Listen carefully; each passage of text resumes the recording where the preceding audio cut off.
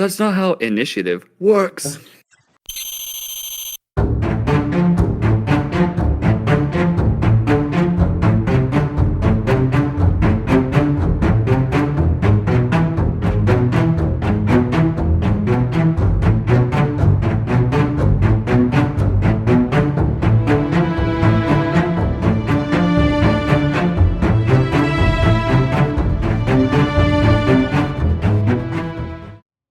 Hello, everybody. I am Harlequin of Harlequin's Hallowed Hearth once again. I've been saying this so much recently, and it's been kind of a nice break.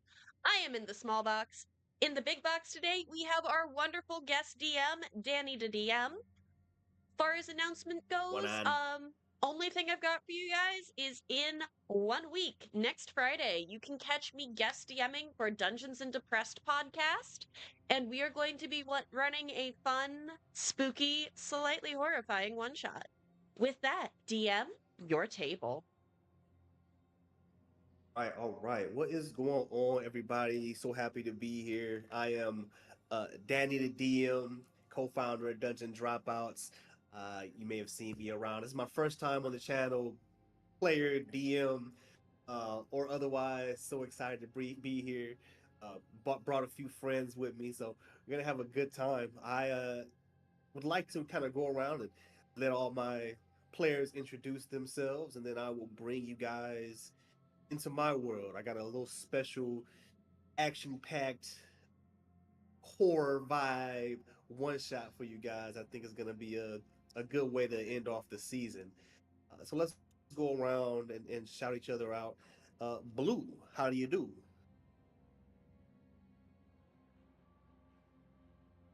Hey y'all, I'm Blue. My pronouns are they, them. I'm known in the internet streets as King V, and that's King with a Y. I'm a parent, so you might hear my kid so occasionally in the back. But yeah, I'm a co-founder of Baddie Bards. We're an all black, all trans, all queer actual play studio, and y'all should absolutely listen to our productions. And today I'll be playing Dr. Mournful, pronouns they, them. Uh, I can't wait for y'all to meet the good doctor. Should I popcorn it or you want to pass it? Popcorn. That sounds fun. Cool. I'm a popcorner to Austin. Hey everybody, my name is Austin, otherwise known as Old Tang, and this is my first time with an actual play. I'm super excited to be here, honored to be part of the table. Today I'm going to be playing Eric Gray, the orc sad boy, and I can't wait to play him. I'm going to throw it Awesome. over to Ian. Hello, everybody. I am also co-founder of Dungeon Dropouts. Happy to be here on Harley's channel. I will be playing Silas Daybringer. He is a human paladin ready to help the team out any way he can.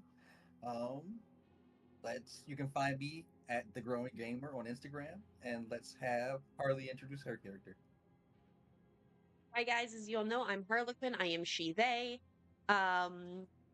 Today I am I'm not playing a cleric for once. I am playing our little kobold barbarian mascot, Krim. And that is going to be Ray. Only one left. Hey, everybody. My name is Raymond, he, him pronouns. You can find my Instagram in this little tag below. It says Raymond _the _DM. Today I'm playing Corellius Soul, the favored son of the sun. And excited to be here. Awesome. Excited to have you all here. So yeah, we'll get into it. This game that I'll be running is a spin-off from a game we played on our channel, Escape from Dawnfall Prison. So this is a cool little spin-off, uh, post-event type situation. So if you've seen that, this might be interesting for you. All right, allow me to get into my zone, and I will bring you into my world. Right. The zone. Zone. Bone zone. No. Oh, that's something real different, baby. My one rule, remember, don't get me kicked off of Twitch. I wasn't prepared to be in the All zone. right, here we go. Oh, all right. It has been 50 years since the fall of the Shining Dawn Empire. It was once known as the most prosperous kingdom in all the lands, with the mightiest military the world has ever seen crumbled seemingly overnight. Not much is known about the collapse of the once great empire.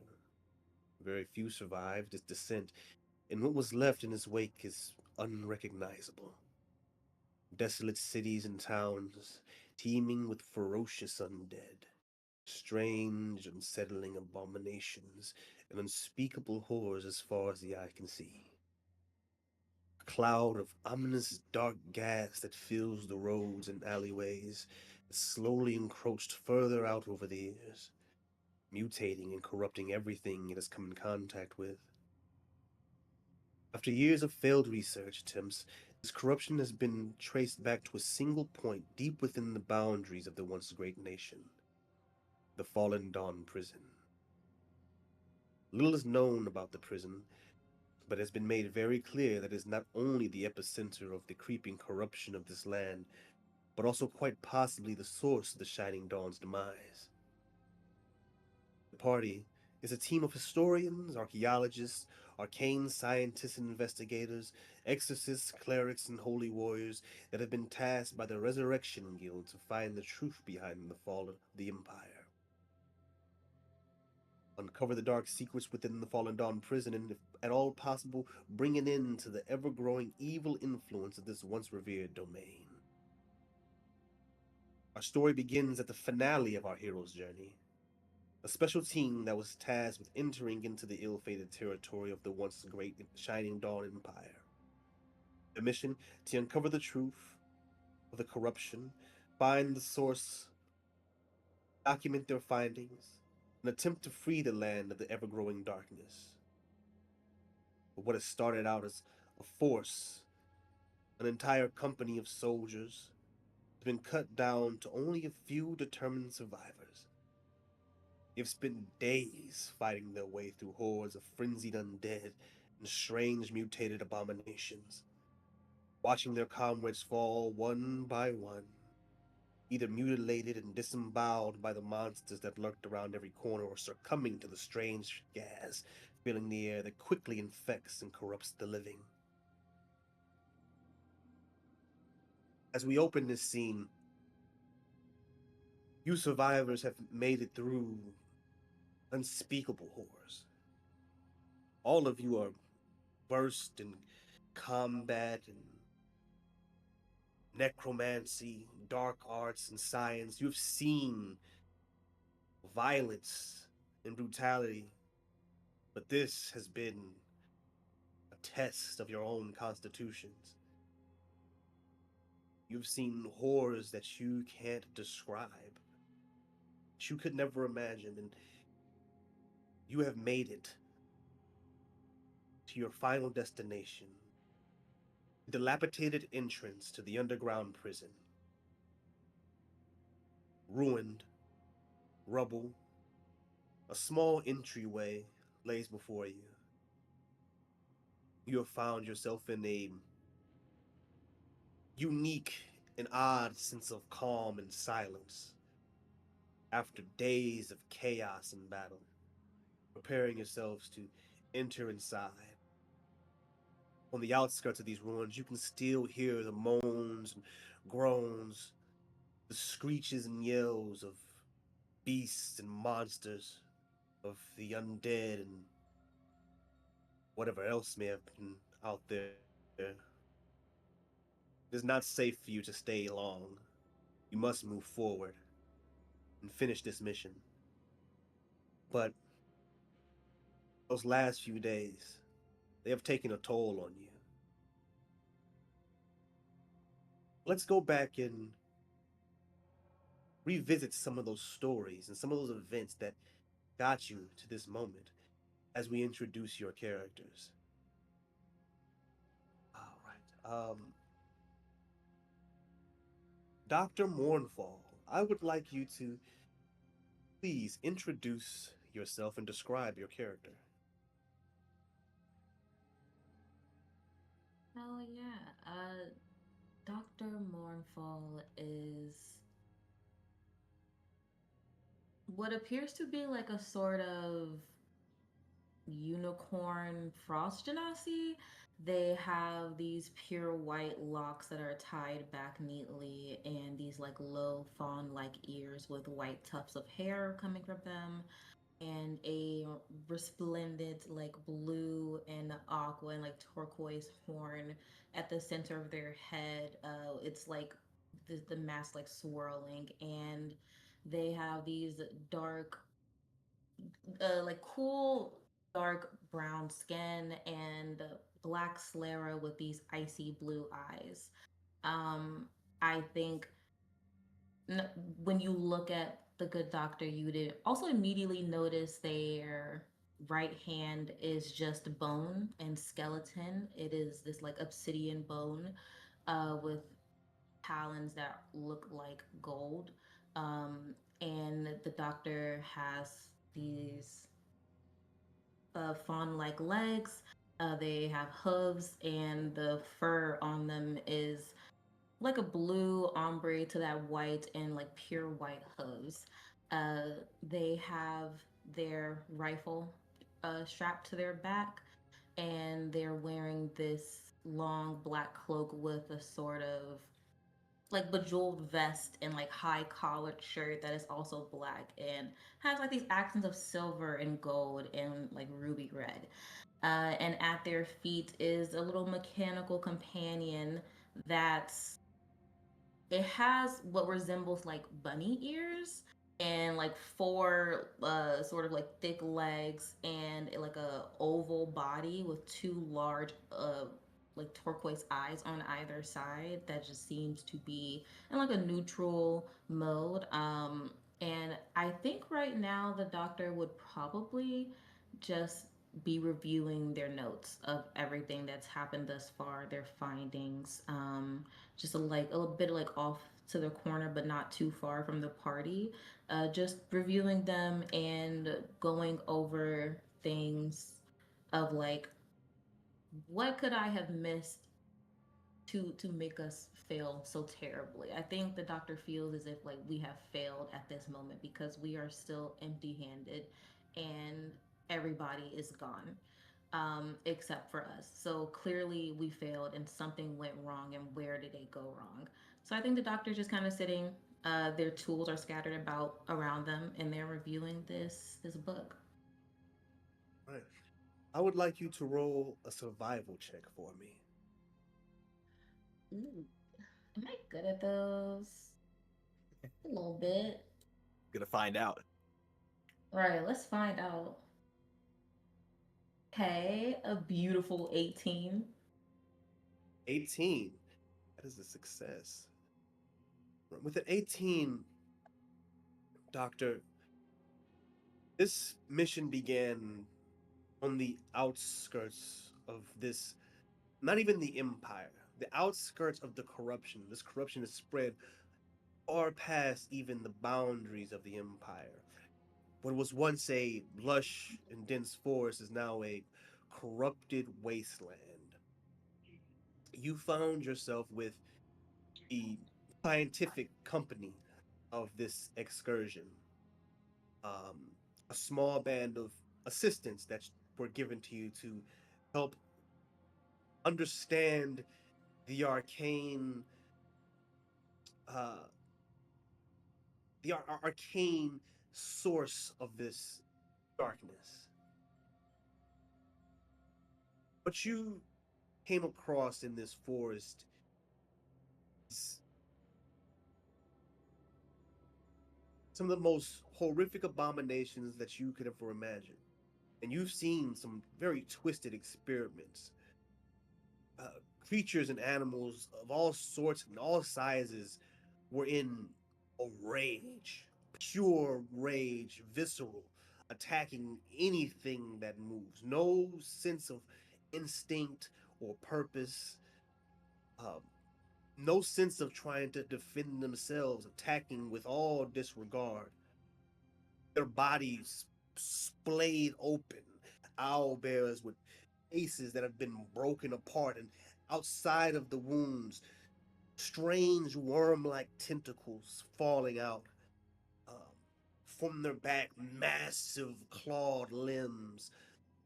You've seen smaller animals, rats and squirrels and things like that, that have grown reptilian appendages. Um, their bodies opening from the back, where their new maws have formed, their mouths sealed, eyes bulging, bodies pulsating. Um, you can tell this is definitely the source of some type of eldritch invocation. There is some type of elder magic that is going on here. These once normal creatures have been turned into aberrations. But the rage is strange. You've seen mutations of all sorts, um, but the rage is just, there's no purpose to it. It's unaimed. They attack themselves, they attack each other, they attacked you. You lost many, and that towards the end of this excursion, all of your assistants. Um, but you were able to come through mostly unscathed, staying back, observing, watching, sacrificing. You learned.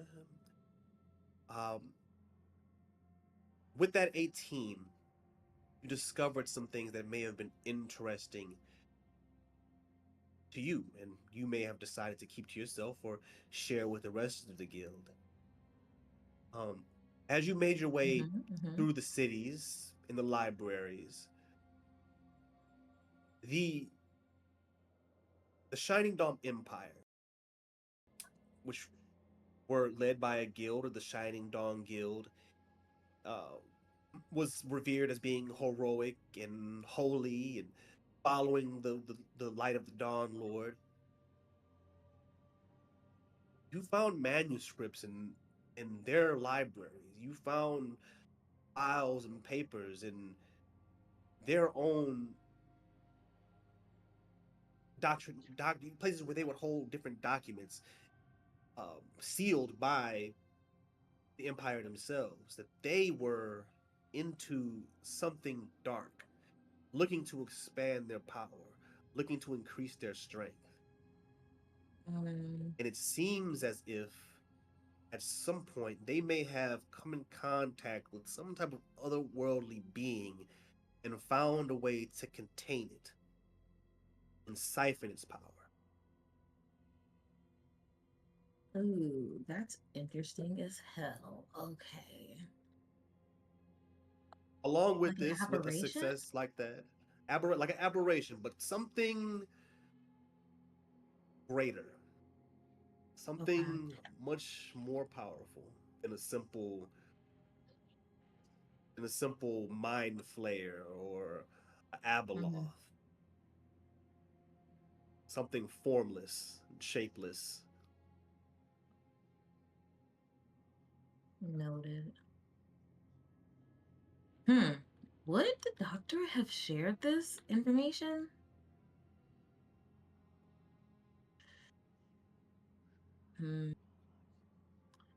I think, well, question. Would they have found out how they contained this creature? Give me an Arcana check. So good at those games. I lied. 17. 17. 17 is not bad. It's really good. With a 17, by looking through these files, by comparing all these different documents, these different notes that you found in these different places by many different scribes and scholars, uh, you can ascertain that created some sort of vessel that they were able to lure an eldritch god into. And by using a mix of different magics and runes, they were able to create a system that kept it bound. Um, Many it was it's a mix of different magics, but it is they basically created a vessel that used different runic tablets and sigils. And with a 17, I would say that's pretty good, along with your 18 on survival. I will say that you also ascertain that this vessel was not self-sustaining. It its Mm, power source had to be fueled. okay. Um, by what you're not 100% sure, but Yeah. you do see that it needed fuel to run it, a relatively consistent source of fuel. Okay. Um, then Dr. Morval would share that the Empire has sealed like this eldritch creature, and is utilizing it to whatever extent they would like to, but they would not share that the vessel was created to house this being. And like knowing like it takes fuel. They would, if asked, they would say they don't know how they gathered it, but they would share that the Empire has it. Ah, okay.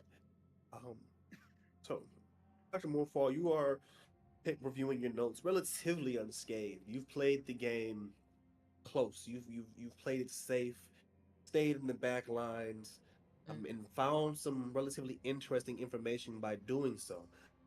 Let's learn what the rest of your company here has gone through. Um, Eric, I would like you to describe yourself. So Eric is a orc. He, like most typical orcs, have like a stronger, burlier build. He's more on the lankier side. The first thing you would notice about him is that he has these piercing, pale yellow eyes. Something there's like a gleam behind them. The other thing you would notice is that amongst his black hair that's been braided back is he has a streak of white that just goes along the side. Um, Donned in leather with adornments that like a bandolier that almost has like different types of writing utensils. He has a holster on the side of his hip that has that hosts of books, because that's his job in the guild. Is he's a scribe. He's a field scribe. He goes out to um, collect all the information that he can. He has a long bow on his back, a short sword at his side, um, and as he's sitting here in this moment, much like the good doctor, he is internally punishing himself. He should have seen something coming. He should have known there was more danger coming their way. He's reviewing his notes, trying to figure out why he possibly failed everyone. His core job is to know things and to bring it to the rest of them. All right, Eric, I would like for you to roll a survival check for me. Can't do.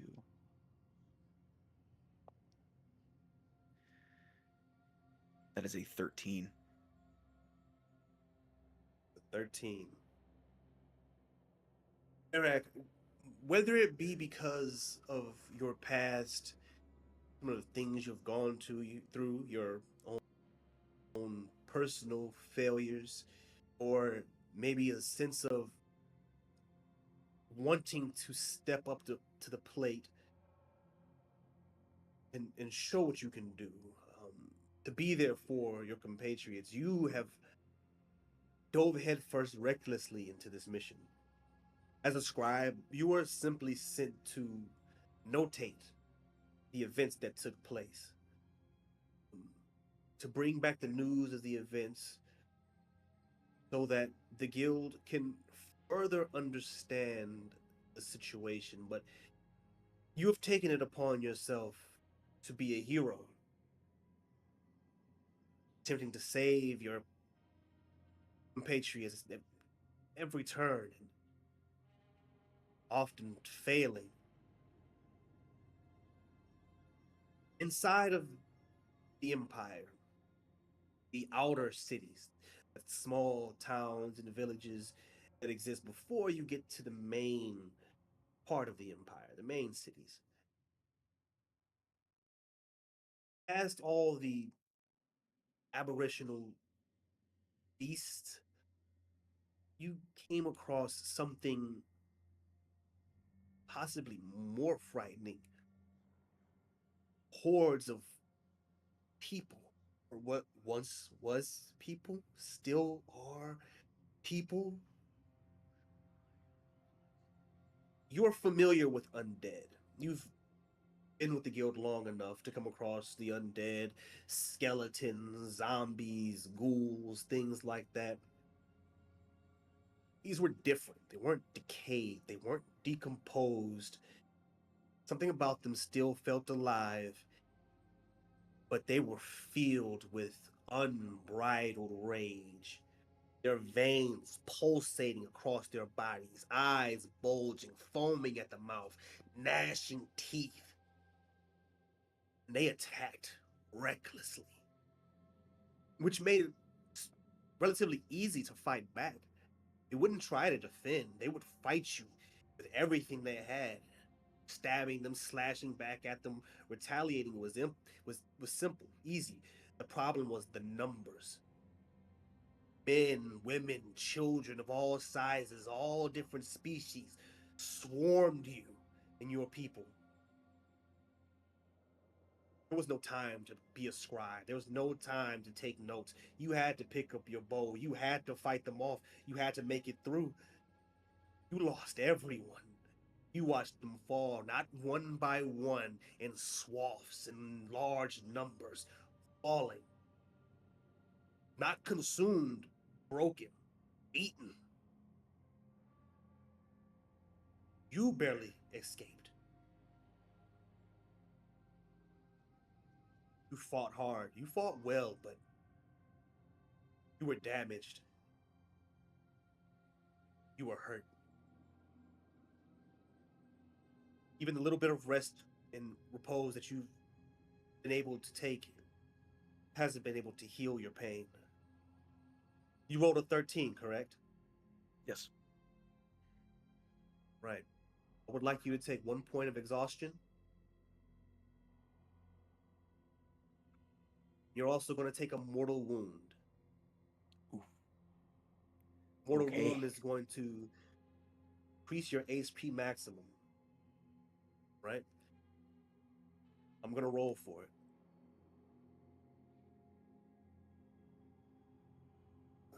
That's not my dice. That's my weed. Hold on. So, this, The important things in life. How much trying HP to does find the leech where say he loses? I'm trying to find where the exhaustion thing is on D&D Beyond. I haven't had exhaustion It's- before. D&D Beyond, Interesting, like, everybody. should be near here. Well, That's D&D good. Beyond. Minus. If you click the I conditions believe it is in box, conditions. yeah, Oh, duh. and it's all the way at the bottom. Well, there's levels to that. That's not. Yeah, it's Yeah, levels level to 6 that you shit. die. Sure. Right.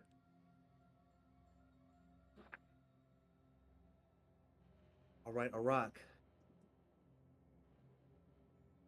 I think it would be interesting for you to tell me this mortal wound that you received in this battle. Your HP maximum is decreased by 10. 10. Okay. I think in the throes of all the chaos, he's looking for a way out. He's looking for how he can preserve the numbers the best he can. He can't. There's for the second time in his life he's feeling true panic.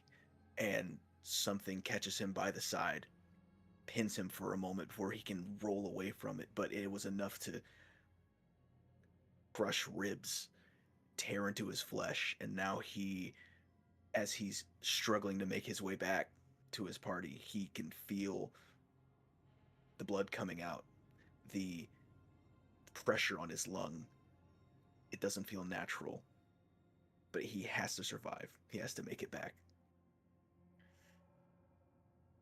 Receiving this wound, trying to escape, being quick-witted as you are, wasn't enough in this moment. Receiving this massive damage to your side, cracking ribs, piercing lungs, cure wounds didn't work. There was no amount of patching up that could heal you in this moment. A rest here and there. You woke up every time, coughing blood, wheezing.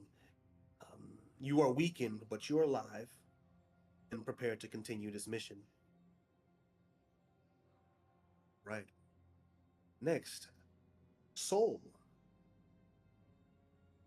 Please describe your character. Absolutely. Corellia's soul is all thin, hand, scarred across his left eye. He has a dead white eye and a scar that goes across the top of his bald head. He is busy. While folks rest by disengaging with the moment, by kind of having a moment to breathe, Soul is always trying to prepare. He whips his familiar out of thin air, pulls this long, thin pseudo dragon called Glint that wraps itself around his shoulders.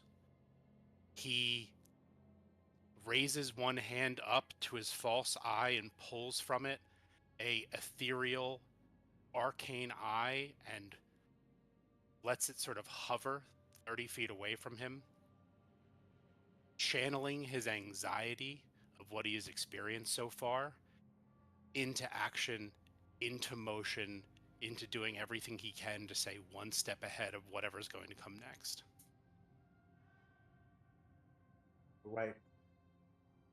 I would like you to roll a survival check for me. Soul's got a big old +1 to this one, so let's hold our breath. Got this. Heart of the dice. It is a 12. Well, right. Soul. You have come a long way improving yourself. Not only as a valuable member and leader and commander of this specific mission for the Resurrection Guild, but as the avatar of your god.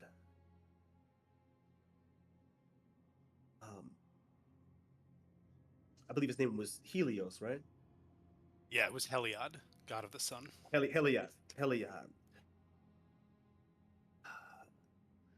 You have been through many a trial in your life to prove really at this point only to yourself, because not many, if any, know of the truth behind how you gained this status. And in the back of your mind, it is always eating at you. Are you truly worthy? You hold this pious sense of divine purpose. You hold this higher than thou stature amongst all who stand around you. You take on the persona of Heliod. And to those who see you, they believe it in full, but to you,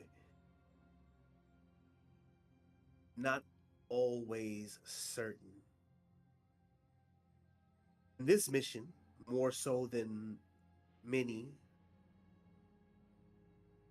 has proven to push you to reveal the true you underneath those layers of divine light, underneath those badges of honor and accolades. You've lost assistants, you've lost compatriots, you've never lost what you considered friends. It's part of the job. They play their role, people die. You are to be protected because of your status. You have never seen people lose life like this. As you enter into the inner city, this gas, this fog, this cloud of eerie, dark poison that has leaked throughout the outer city and the wasteland is thick here. It takes special equipment, it takes restorative magic and hardy constitutions to try and maintain a semblance of yourself while being around it. You watch as your compatriots, one by one, lose themselves to it. It's unlike any poison that you've ever seen.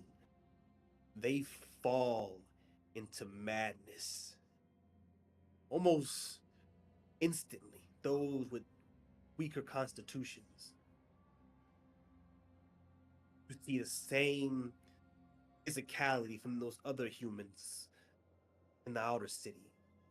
Bulging muscles and veins, gnashing teeth so hard their gums bleed and their teeth crack. And they fight you. They turn against you. Those who are meant to protect you, those who you are meant to lead, they swarm you. You are left with no choice but to begin to slaughter them one by one. You were surrounded. It got to the point where you had to even choose to kill those who may not have fully transformed. A cough, a wheeze, a, a, a loss in momentary consciousness. You couldn't trust it. It was too dangerous. You were being overwhelmed and you had to clear space. And you did. But it wasn't without making your own sacrifices. You're strong, but what can you do against a swarm of 20, 30 other members of your league?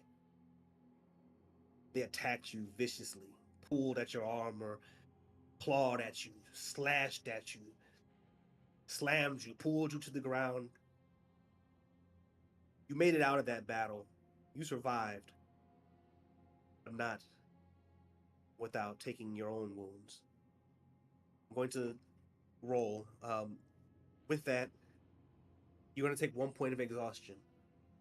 You're also going to take a mortal wound. That is going to decrease your hit point maximum. Welcome to the club. With that 12, you also lose a bit of concentration while you were fighting against these enemies. And because of that, you weren't able to fend off that poison. And a bit of it has affected you. So, first,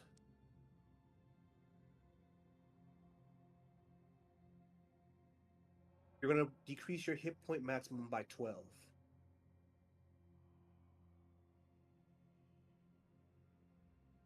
You caught the poison just in time before it took massive effect. But you are going to take -1 to your intelligence as rage begins to overcome you.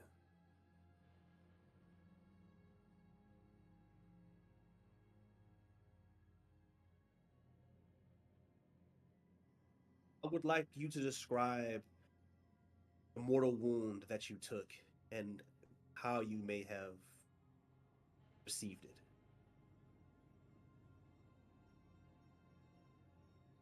After the first round of his attendants fell to this corruption, the process that you describe of soul cutting people down once they showed the slightest sign of turning was almost immediate. Soul was prepared.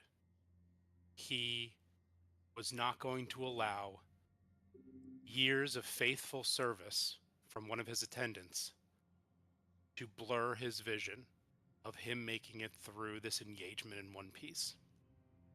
And he cut down dozens of his own attendants in the early forms of this poisoning. It was when he realized that he had started to succumb to it that he hesitated, not out of pity for the others turning, but out of a cold moment of thinking, I need to know what this looks like. I need to keep an eye on it so I know what to look out for in myself. And because he let one of his attendants hide their cough successfully, they were able to strike at him from a blind spot when they were in another engagement. And he was given a piercing wound in his ribs.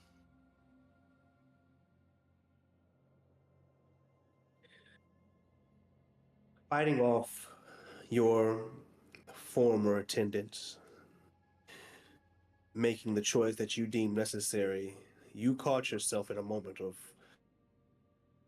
rage that was not like yourself.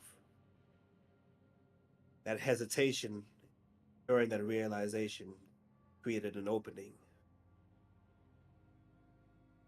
And one of these transformed, rage filled beings lunged at you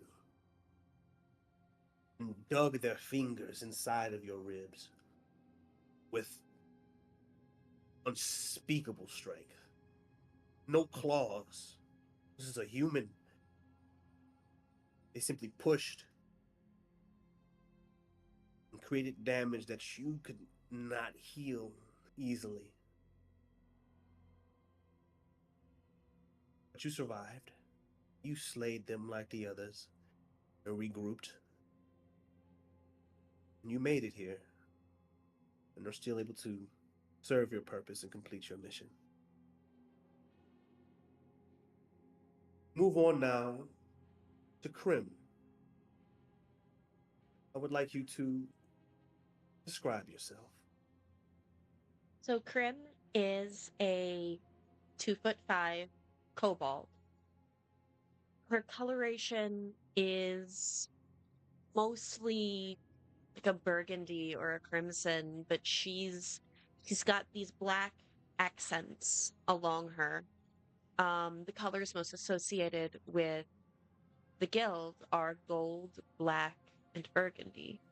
So dressed in these golden wraps, she has the colors of the guild all over her. She is a barbarian, so she doesn't really wear armor. But in what she does wear, you see she's almost like a beacon of this guild. She's been raised in this guild. And because of that, Silas scares her a little too much. So she's mostly sitting by Soul, who would be the second highest in command, I believe. Yes. Waiting to be useful.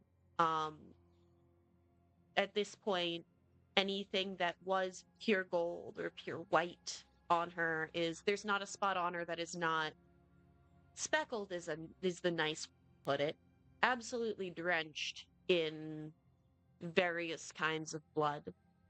Um, he's taken to stacking some skulls, kind of like blocks, because her role as a kobold, she's cannon fodder.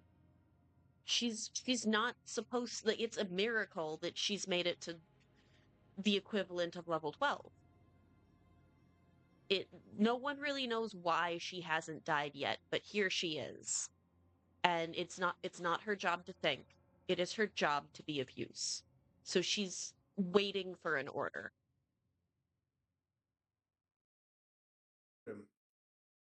Roll me a survival check.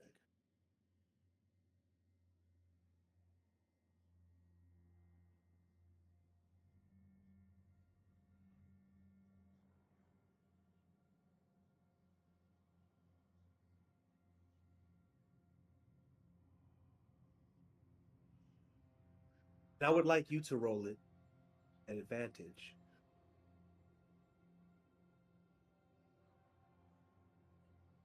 I don't know where I put my other set. Oh, there's my other set of dice. Said survival at advantage. Yes. I dropped my other set of dice. Fuck it. Well, I'm so glad I have an advantage. That first roll was a 3.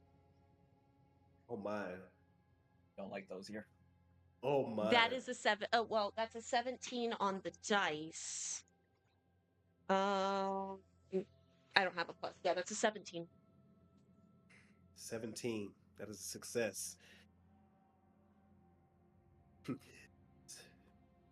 Krim, you, as you said, as a kobold, were bred to be a pawn in the guild's army, in the front line. In situations like these, they send waves of your kind to begin to clear the battlefield. It is not as if you're not necessarily meant to die or not survive, but your purpose is to be expendable. So the loss of your kind's life is not something that the guild would mourn or would be perceived as a loss, but you specifically, you have come through so much. Not a captive of the guild, you were born in the guild, raised by the guild. You believe in the guild, you believe your role and your purpose.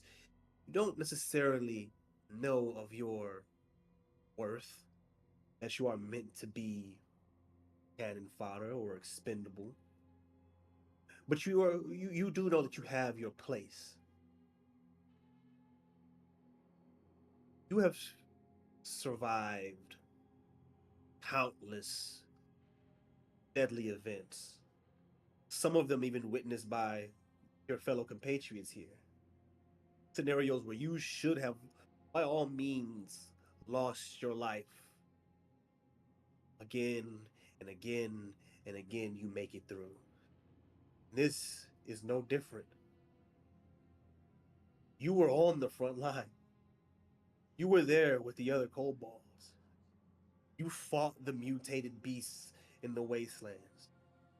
You fought through the swarms of the raging mutants inside the outer city. You made it through the gases of the inner city untouched. A scrape here and there, bumps and bruises. It's not that you didn't fight. It's not that you didn't earn your keep. You killed. You fought. You remained in front. You never hid. You never took cover. The longer that you've been with this guild, there's been something in the back of your mind, a voice. It has grown stronger. It has become louder over the years. The stronger you've become, more zealous you've become. On this mission, it is the most audible that you've ever heard it. And it speaks to you, loud and clear, a booming voice. Grim, Grim, you are my chosen, the only true follower. You will survive. Where are you coming from? You don't see where you are. As you ask that, flash of light, everything goes white. You were in the midst of battle. Now you are in a white room, bright. Uh, at first, it's hard to even open your eyes.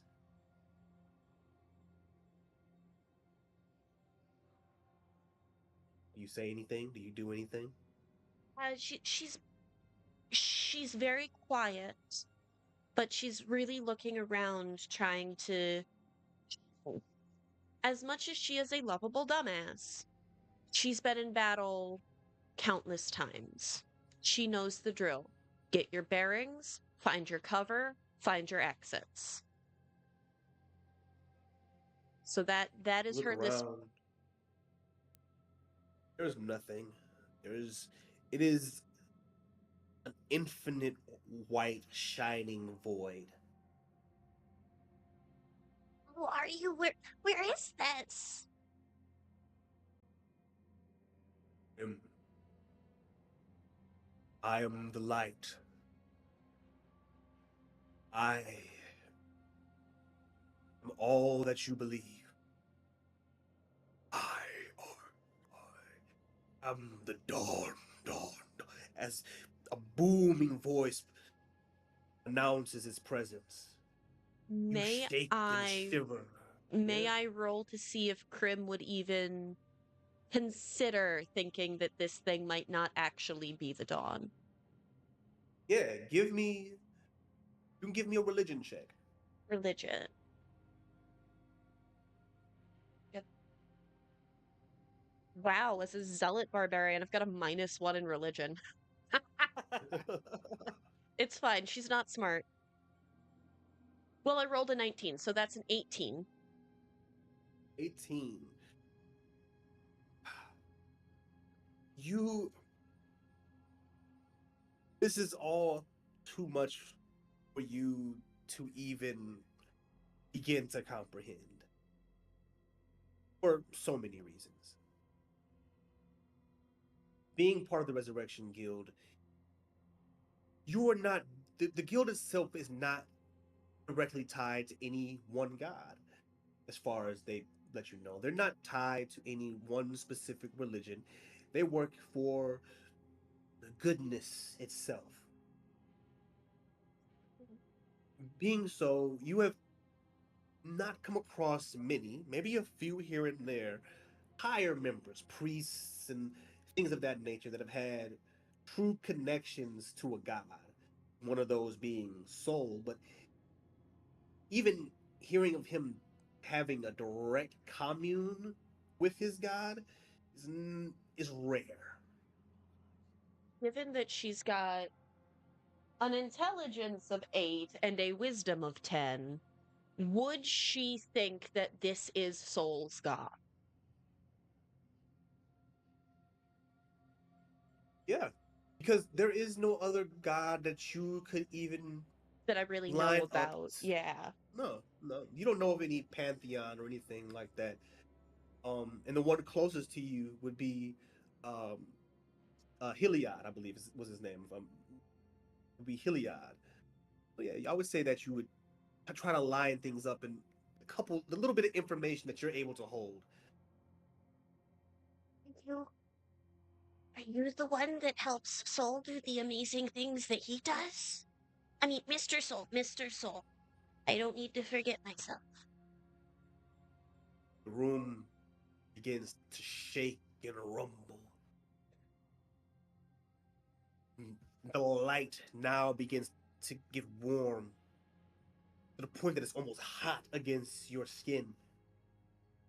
Booming again, he says, I am not that false god. Booming and shaking coming from all around you.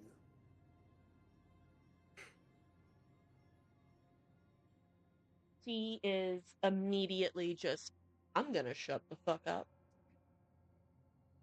Kind of, You have served your purpose. What do I need to And you do? will continue to do so. Whatever you say, what do I need to do? Grim, you are my true child.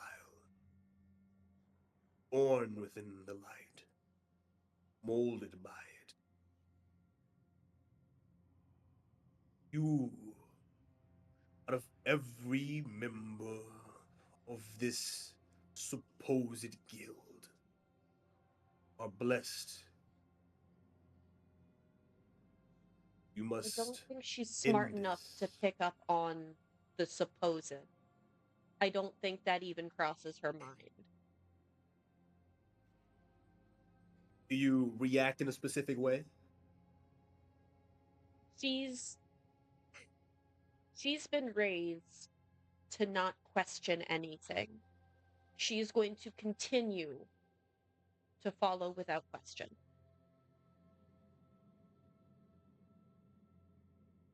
Tell me, Krim, where do your loyalties lie? With the guild? With my family? Where do your loyalties lie? And she's going to stop and consider for a moment. Well, you said that you're the one that helped me do everything that I did for the guild, right? You're the one that helped me protect my family. Yes. As you look down, Krim, you can see chains on your wrists and ankles, around your neck, binding you. Underneath you, the chains connect to the ground, and then right below you, a sigil, the symbol of the guild.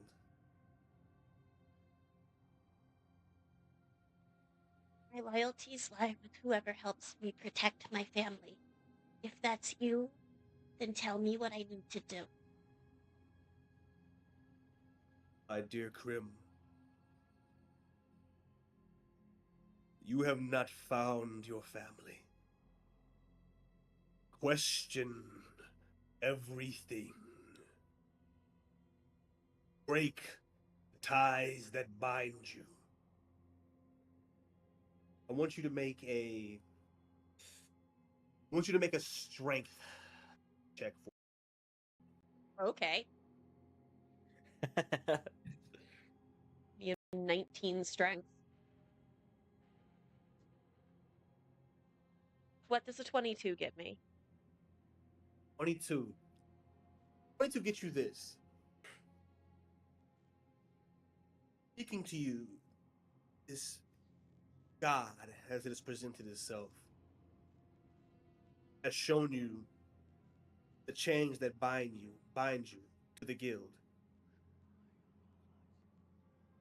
And you begin to try to understand. Speaking of the guild as a supposed guild, saying you have not found your family, questioning where your loyalties lie. It wants you to break free. The 22 in strength, you have the power to release yourself from these binds of the guild, to free your mind, free your spirit. Do you choose to?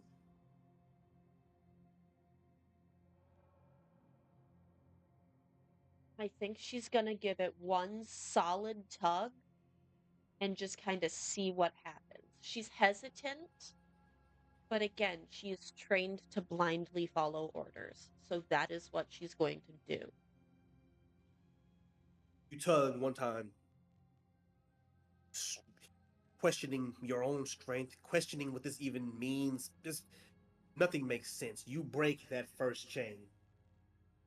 And in doing so, you feel lighter. Still tied down, with a sense of purpose that feels much truer than what the guild has told you. You begin to question for the first time, if not just momentarily, everything. Then it goes back to your previous state of mind. You feel as if you owe your life to this guild and that you will die for the guild. And with that newfound outlook, she is going to fight for her damn life against these chains. You She do so. didn't know feeling that was possible. You break the chains one by one. And after releasing them, after each chain, more of a sense of self, a revived sense of purpose. You look around and you are free to choose. You've always been free to choose. Your strength, no matter where it comes from, is your own. All the things that you've seen the guild do, members of your current party, members of the parties of past missions, you've seen them do terrible things. You know truths about everyone. You've been in those rooms and you've kept your mouth shut. You see everything as it truly is. He says to you, you must go forth and cleanse this land. You must go forth and cleanse the guild. Cleanse? What do you mean cleanse? I thought that's what they were doing. They wanted to Break their chains. yourself. And with that, the light disappears. You're back on the battlefield, covered in blood, bodies laid around you, holding your weapon. Chest heaving. Anyone who can see Krim right now would notice that she does still hold a skull in one hand as she was stacking them like blocks, but she's frozen. She's got her little pyramid. She was about to put the last one on top, and she's just sitting there, warhammer in one hand, skull in the other, just frozen.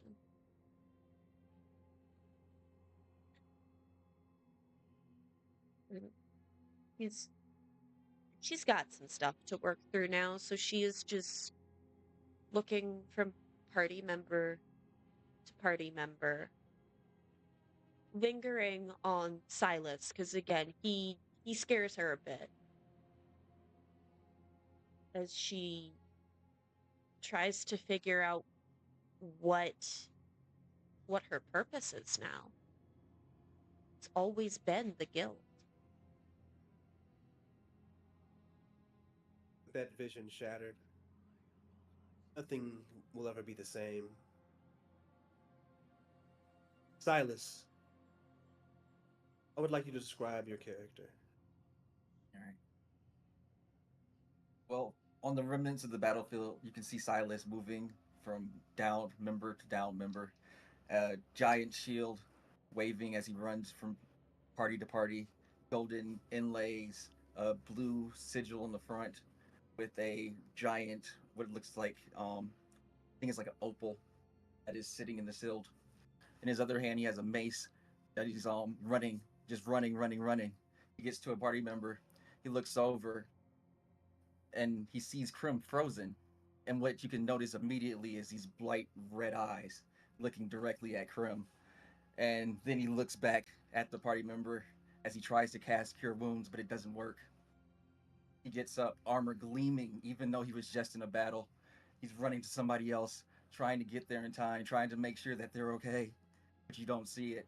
As he's running, you can see just out the corners of your vision, just over his shoulder, a giant great sword. One that looks like it's been lined with jagged teeth. It's got a red wrap around the hilt, and a purple mist flowing off of it as he runs from soldier to soldier, trying to help them, never seeming to be able to make it in time. He makes it back to the group, just nods his head, is like, I think they're all gone. Roll a survival check for me.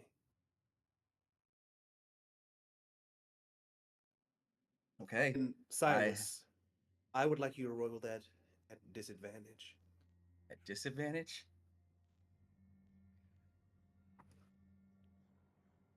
Okay. At disadvantage, I rolled an 11. I'm going to use an ability that gives me a plus 10 to one of my rolls to make that a 21.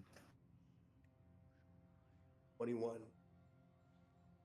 All right. With that, the first thing I want you to do is I want you to roll 2d20s for me. 2d20s? All right. One's a 19, one's a 16. Okay.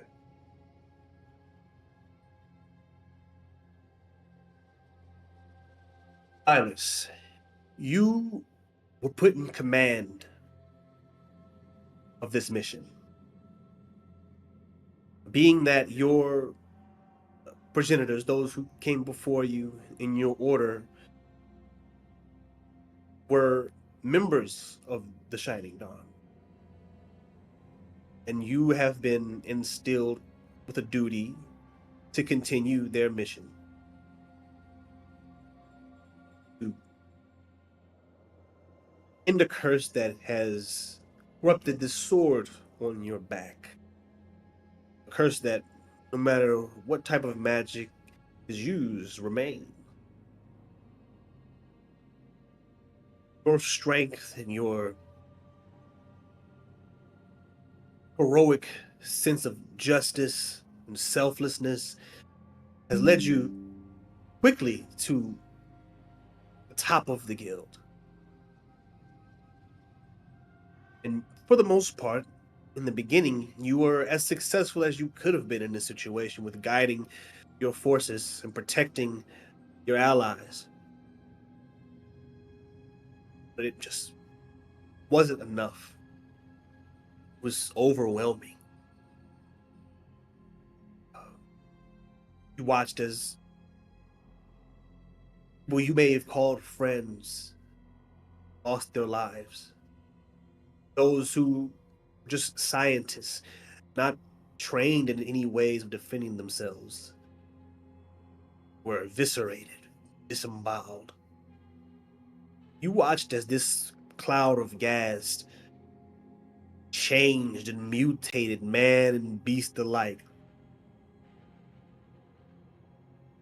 You made it through, but not without pushing yourself.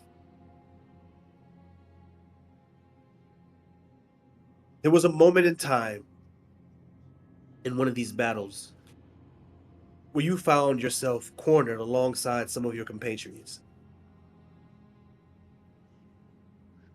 And you had to dig deep.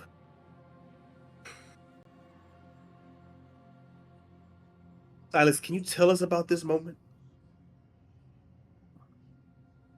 Well, we were fighting through a building. I was me and two other paladins. We thought we were good. We thought that we could make it through.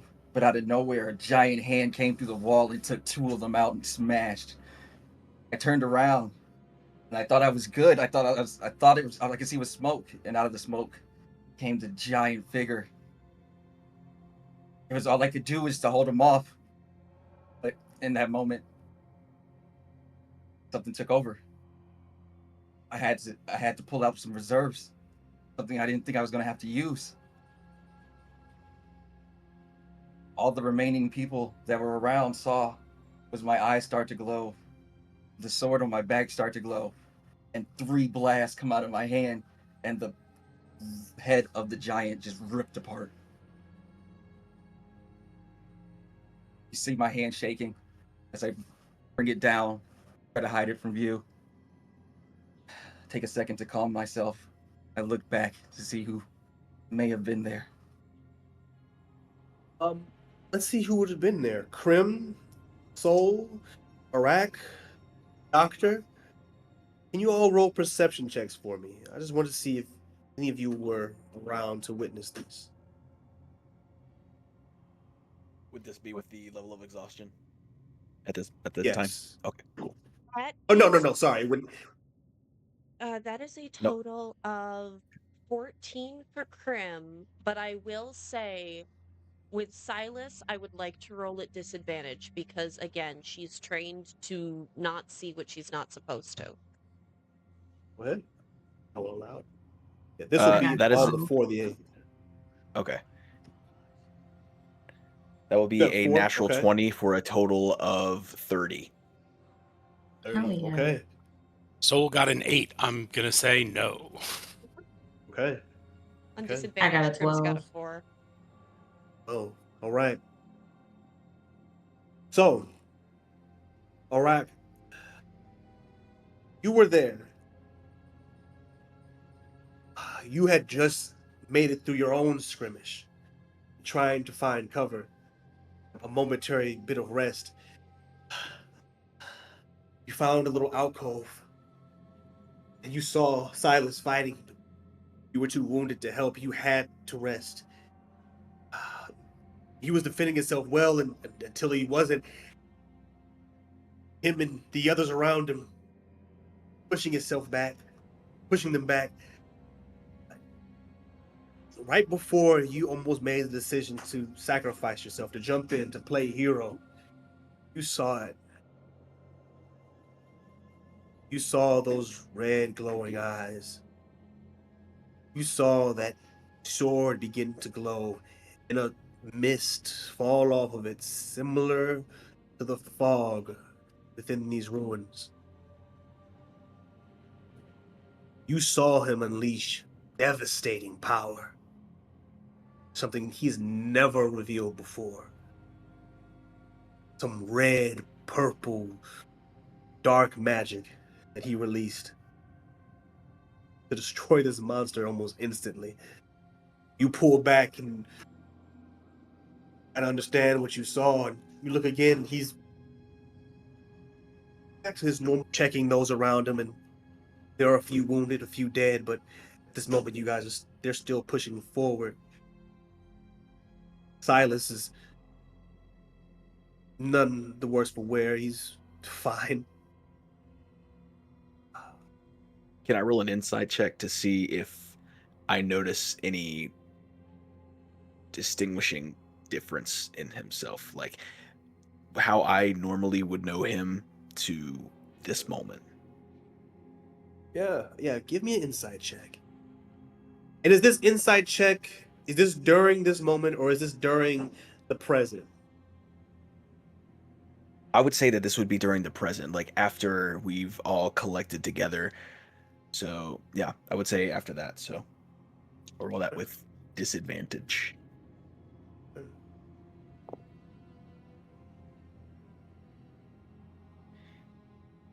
That is a 21. 21. 21. You see that Silas is running around and checking some of the fallen allies, checking on some of you guys as well. He's actually come around and checked on you and tried to heal you a bit, but there was nothing he could do about the wound that you received. And in that moment when he was close to you and you had a good look at his face, you could see that his eyes are normally brown, regular human eyes. That red glow that you saw in that moment is still there. Maybe a bit faint, but it's not gone. And you can see underneath his eyes cracks beginning to form. faint. If you weren't paying attention and trying to look for something, you may not have noticed them.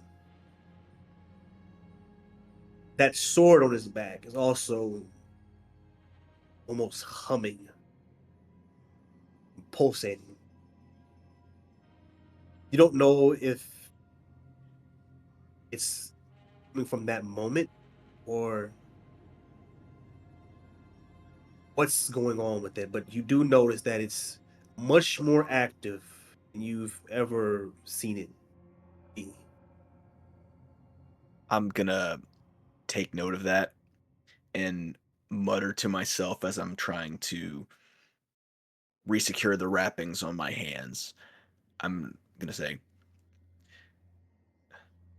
interesting. Didn't know that we were making deals with evil entities, but whatever gets the fight won, I guess. You say that too, Silas? I say it loud enough that he could clock it if he wanted to, but it's up to him on whether he. So, with that being said, I would say all of you here, and I will open the floor up to you now as we enter into present time and you all prepare to enter inside of the prison. This being the first moment um, of this scenario. Dark has many forms. As I try to hatch you up, one that isn't thankful of my healing, huh? I didn't say I wasn't thankful. Um, However, I do think we should be careful about what we're messing with. As you can see, and he gestures around to all of the wreckage. Something knew what was happening here. We didn't. For the first time You in wanna her s- life, Prim's going to keep her little secret about the voice that she heard in her head. And I would like to immediately insight check Silas. Not Silas. Yes, Silas. Actually, everybody. As far as she's concerned, everybody could be. So I'm just going to go Allow it. down the list if that's okay, Danny. Yeah, yeah. My. Got a +4 to insight, so that is going to be a 24 for the good doctor. Okay. Can I roll deception? Yes, you can. We That can is roll going against to this? be a 6 on Auric, Okay. a dirty 20 on Silas, and a 17 on Soul. 16 Right. plus 7 for me. So 23. So, Silas, the doctor, and Soul.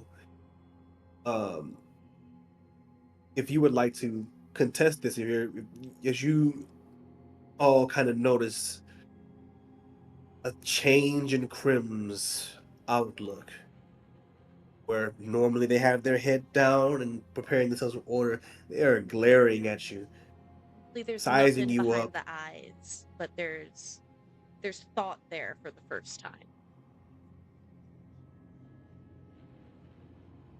What did you roll, Blue? I rolled an Sorry, 18. Doctor. An 18. And you rolled that was a 24, correct? 24. Oh, sorry. Yeah, 24 for the doctor. Yes. Dirty 20 Dirty on 20 on- Silas, which I believe Silas beat. Auric, I'm just gonna say she fails because that was like a 6. I willingly fail. You're gonna willingly Okay. fail? Yep. And a 17 on Soul. Okay. Did you try to contest that, Soul? No, when Soul sees looking at them, I think he just kind of glares back, and he just says, "What are you done to stacking skulls? Have you given out rations? Does everybody have water? You need a job?" I think I got it, but thank you. Yeah. All right. You would probably note this is the first time that she hasn't just followed whatever order you gave her or asked for an order. This is the first time she's taking any kind of initiative. Hmm.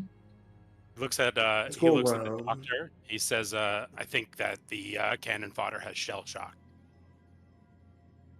I think the doctor was looking at their book still until Soul speaks to them and they will kind of not like quite roll their eyes, but like a blink, like we have to stop calling them that to their face. Um, and we'll look at Krim, and I think Krim would see the doctor is excited about something, but is trying to remain neutral. But is there's like a bit of like brimming to their body. Their ears are twitching just a little bit. And you can see like their quill is tapping their book repeatedly. Um, and they'll say, Prim seems fine, but I think it's you two who could use a bit of attention. And they point the quill at Eric and Soul. And is there anything I could maybe do like with my alchemist supplies to whip up like a hangover cures of some sort to help them like with their exhaustion? I think Soul looks at you and says, "Worry about the help. I've got myself." And Soul will cast Greater Restoration on himself. Take that Oh, yeah. exhaustion That's a out soul of here. thing. Yeah, he's like, "You word. can. I've got me." And he puts his hand in palm in the center of his chest, and Greater Exhaustion kicks off the or Greater Restoration kicks off the exhaustion and the Does hit that Greater point give hit. any exhaustion. kind of life? Say it again. I think it's a dull light. It's internal.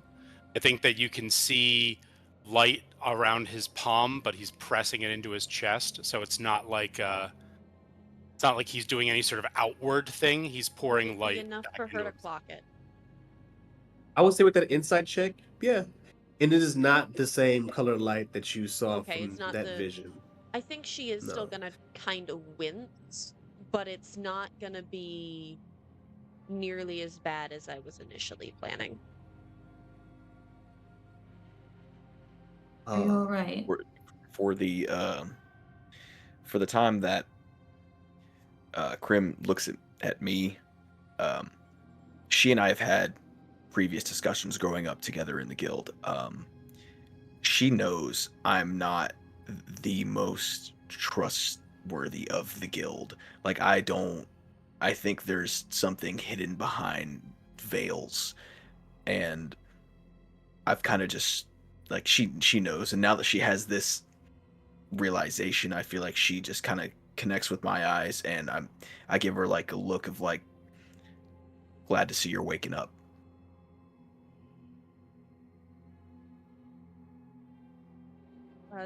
Eye you two contact share is that made, moment of and then she's going to distrust. kind of duck her head and look away. I'm sorry, DM. I did not mean to interrupt you. You're good. You're good. I was just adding to what you were saying as you were saying it. You shared that moment of mutual distrust with Iraq. You both have seen something in the days before and in these moments that have shaken your belief in the guild, in even in your current company.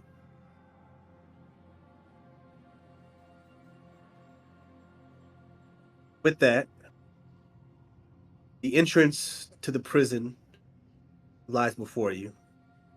Dilapidated, but easily enough you are able to remove the rubble. There is no locked door. There is no trap. Simply remove a bit of rubble and you can all make your way inside. Are Before you we all step prepared to enter? before we Go step ahead. foot in, quick moment of perspiration. Soul's gonna say, "Well, since we're the only ones left, here we go." And he gets to target 5 creatures and give you 12 temporary HP using his celestial resilience.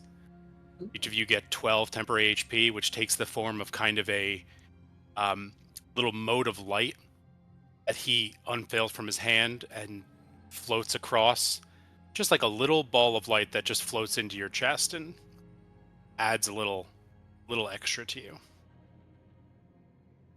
Krim would hesitate this time, but still take up what she considers her spot at the front, because if there's traps or an ambush, it's her job to be the front line.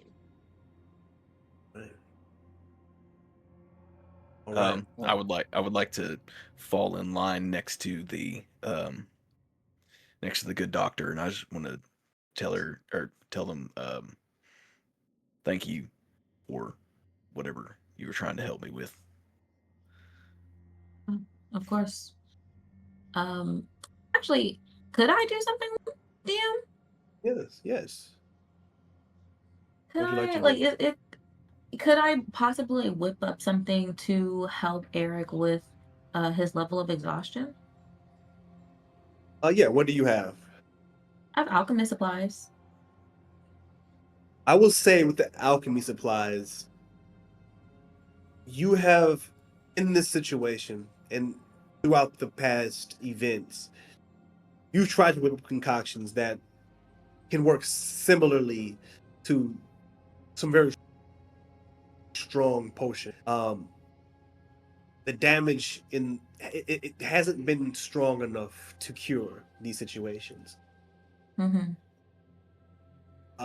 What you saw from Soul was this higher level of divine magic, which you don't necessarily care for or agree with or align yourself with at times.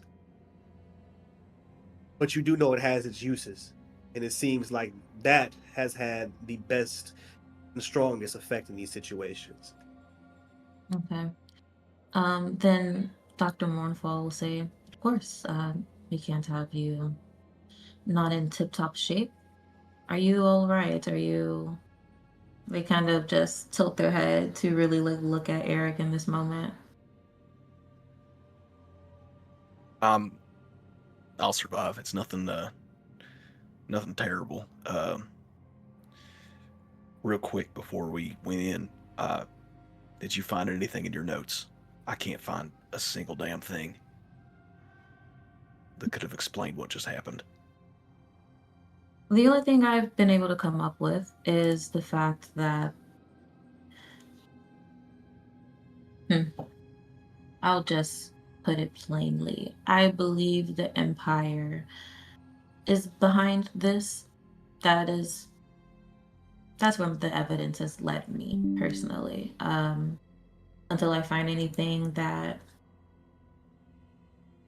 does not correlate with that, that's where I've landed. I've found, not here, but in my past research, that they have come into contact with this otherworldly creature of great power, and they have been misusing its power in an attempt to gain power and land, whatever they're maybe interested in.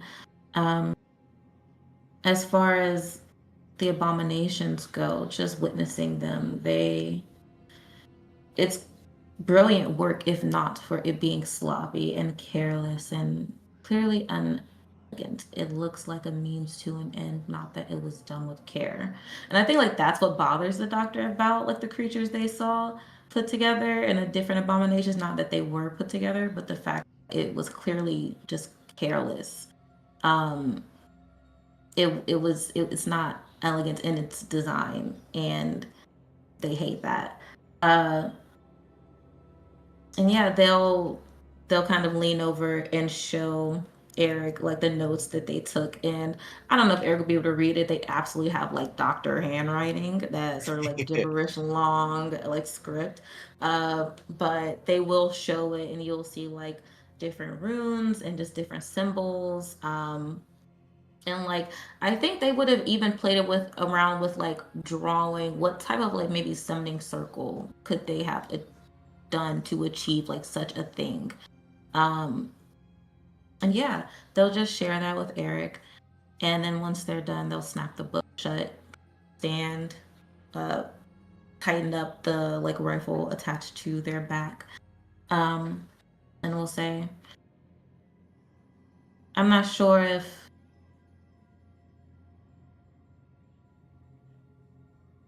the guild's goals aligns with the Empire's exactly. But if it does, that's something for us all to consider. Agreed.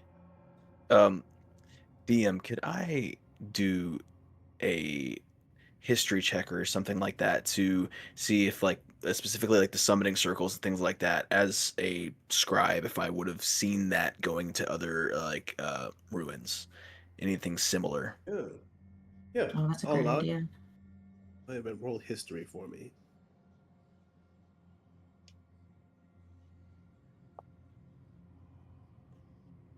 Yeah, that's a 4.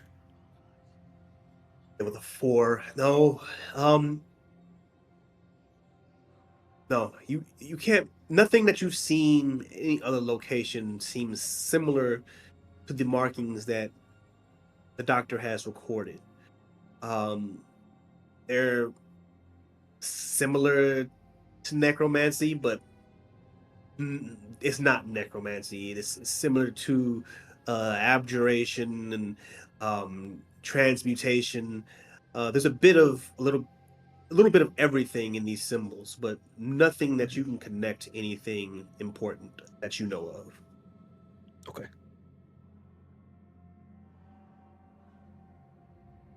Right. Before we Anything else before you enter- enter? Before we Yes. enter the prison, we are at about an hour and 40 minutes. How is everybody doing? Do we want to take a quick bio break? Do we need to grab snacks? Are we good to go? I'd love to take a quick Take a break. yeah, Break? quick bio break. Great. Perfect. Mhm. We will be back in 10 minutes. That will be 1:40 p.m. Pacific Standard Time. I will see you all back here in 10 minutes. Right. We are back. Welcome back, everyone. Glad to have you all here again. We're going to get back into this tale of our heroes.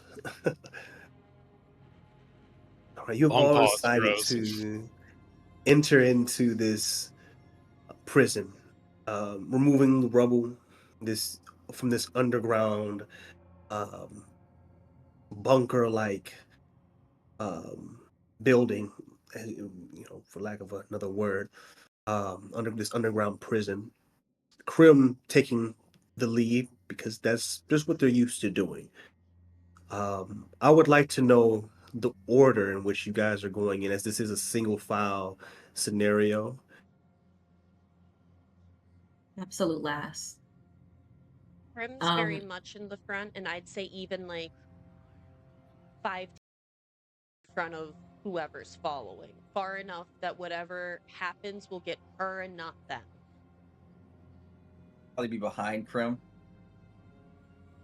I think that Soul is comfortable being in the middle of the pack, and I think he'll have Glint kind of around Krim, having his familiar able to be closer to the front lines if need be. I think I'll have Eric's Stone gonna next to me. be behind Soul, but he's gonna have eyes on Silas. Okay. And then you said you had a familiar setup somewhere, Doctor? Yep, Yes, my my little familiar Stone is. Defender. Oh, my bad. Go Sorry. You ahead. both had something set up. No, You bet, Doctor.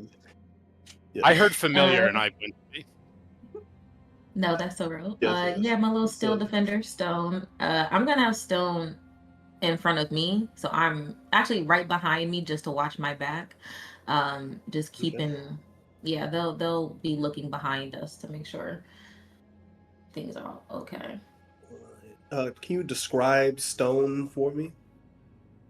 Yeah, Stone is a little steel defender that its main body is like a dense oval with a sort of like circular like spout in the front, and within that spout is like a blue sort of like mystical glow.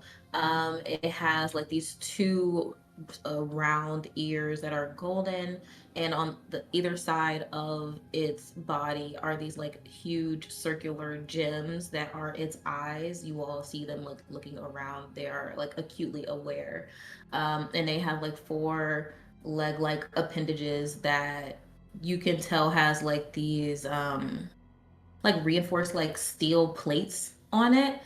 But like if you look closely within the eye, you will see a snow white ferret manipulating this little vehicle. Oh my And that God, is I who love Stone it. is.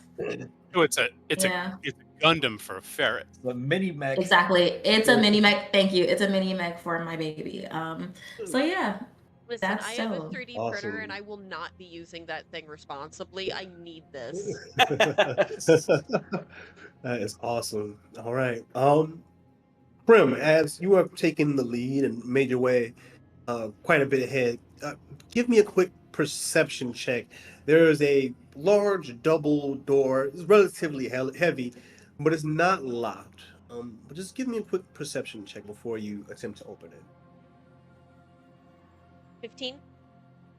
May I 15. give her guidance because my familiar can touch her?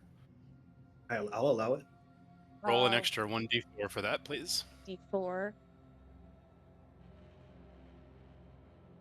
15, 16, 17, 18. 18. Nice. 18 Use her perception. Yeah, guidance. it's not locked. It's not trapped. It is currently closed and sealed, but can be opened with a bit of strength. You don't hear anything behind it, but you do smell something seeping out from the cracks within the door itself and beneath it. Um, Stale air, rot, um, must and mildew, but there's also that familiar scent of that fog that you have all pushed your way through.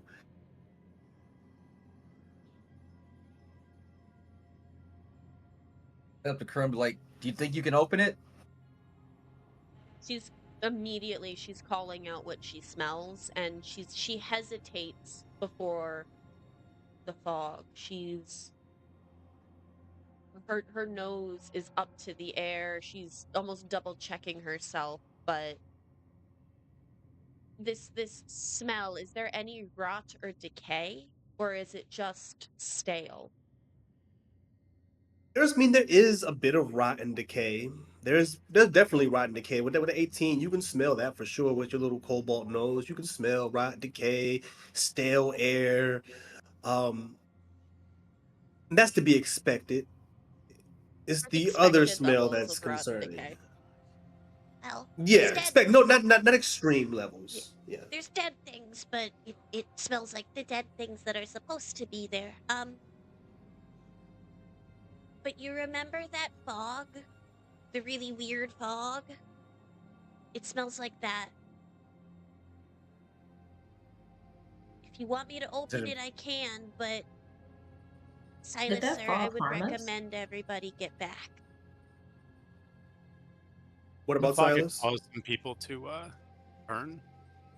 Um, she's Yes. going to sit there and say, Silas, sir, Mr. Silas, sir, you asked if I could open it. Probably. Pretty strong, but if I'm gonna do that, it smells like the weird fog. So I'd recommend that everybody else get back. Maybe take some cover. Well, not so fast, darling. And Raymond, you said that the fog was burning us. That's what we know. It had turned people. Turning. The fog Turn had people. I think Soul probably says it took a lot of people who were previously true believers and fell into line, and they turned them into monsters. So careful where you breathe. Hmm. Oh, easy peasy. Just watch where we're breathing.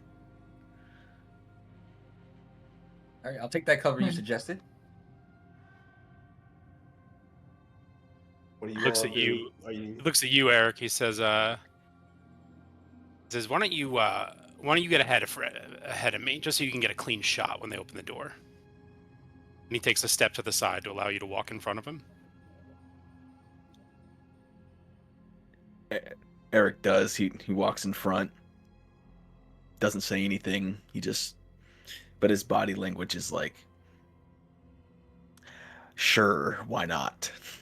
This is dick. Yeah. All right.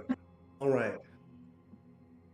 So in Father, this swear to single people. file passage that goes down to these double doors, it's a few feet down. We'll say it's probably about full 30 feet down to get to the bottom, to where the door is. Who is inside this passage? Who is outside of this passage? Of course, we have Krim. Where are the rest of you in relation to them? I'm Based gonna put on on a little gas mask, little small arcane gas mask that I have, just to be safe upon hearing about the fog. They just dig inside their little medicine bag, pull that out. Yeah. Sorry. So, what are you gonna say, Harley? I was gonna say, based on previous experience with the fog and what she can smell, would she be able to give them like a distance that they can back up, given that she is not very smart? Or would this be more of she says there's weird shit and they do what they want? Yeah, you wouldn't be able to tell how much or how far that could go. You just know that when you open that door, Bad shit's it's more happening. than likely it's going to release. Yes. Um, as soon as everybody's backed up, and I will let them work out what they're doing, but I want to make sure I say it now. When Krim opens that door, she's going to start holding her breath for as long as she can. Would you like me to Okay. roll anything? Yeah. So for you, and let me. Where is everybody else? Or Eric? I know Silas. Are you still inside this passageway? I would have backed up to the hallway and took out a javelin. Backed up. So you're all the way like at the entrance. Are you still inside that 30-foot passage at all? No, I just said I would suggest to the doctor. I'm like, I don't think you want to be in there when she opens this. Yeah. Okay. Doctor does stand back, but like will aim their like sights not at Krim, but like at the door. So I'm just gonna ready an action just in case. Okay. When Krim Just opens over that door. Krim's like 2'5" head. Mm-hmm. I'm built for this. You remained inside with Krim, then, correct, Doctor? Yeah, if I in order to do that, if I need to be inside, I'll be inside. Okay. Arak, as you have taken point on Order of Soul, are you taking point at the entrance or are you going inside of this passage? I'm going to be back at the opening, but I am going to ready an action. Actually, never mind. No, I won't ready anything. Okay. Right, Krim. Are you opening the door? Going to hold my breath, put both tiny little clawed paws on the. Is it single door or double door? It's a double door. I want to try to Aragorn it. Yeah, explain. I have not seen that movie. I must admit. So explain it to me. I don't judge me. Oh, That's no, not I'm what we're here judging to you. do. I'm fucking That's judging not you. what we're here to do. That I don't have it. It went right over my head. It's not about me. Telling your wife on you. He hasn't seen Lord of the Rings. Oh shit, that's Lord. I've seen Lord. I'm not. I've seen it, but don't question me on it. Don't. Aragorn. You haven't seen the Aragorn solo movie, is what you're referring to? Yeah. Yes. Off Aragorn. Yeah. She's going to put one hand on either double door and just shove to try to open both doors at the same time, and just whatever happens, happens. Yeah, they're heavy, but they're not locked, and you don't even need to check to push them open. Ooh. Would They you slide like me to across check the for floor. breath holding to see how long I can Yeah. do that? So Silas, and Krim, as you two are the only ones, I believe, inside this passage. You have a mask and you're holding your breath. All I want you to make is Constitution saving throws at advantage, the both of you. Okay. Wait, And you meant you said doctor, not Silas? Silas, correct? No, sorry, not Silas, the doctor. Mhm. The doctor. Upon Let's keep saving looking at throw. your earrings, Blue. Those are so freaking cool. Oh, The thank you. They're little daggers. daggers. I Yeah. love those. Thank you. You said at um, advantage? Yes. With your breath holding that's and because of 18. the mask. 26. 18? 26. Right. You both a pass. That is a success. When Krim opens these doors, you all see this gust of this dark purple and green and red and dark fog pour out. Those outside of the passage, it begins to dissipate. You get a whiff of it, and you're able to steal yourself from the effects. Krim and Dr. Mournful, even as you hold your breath and put on this arcane mask, the gas is almost like semi-sentient, trying to force itself into you.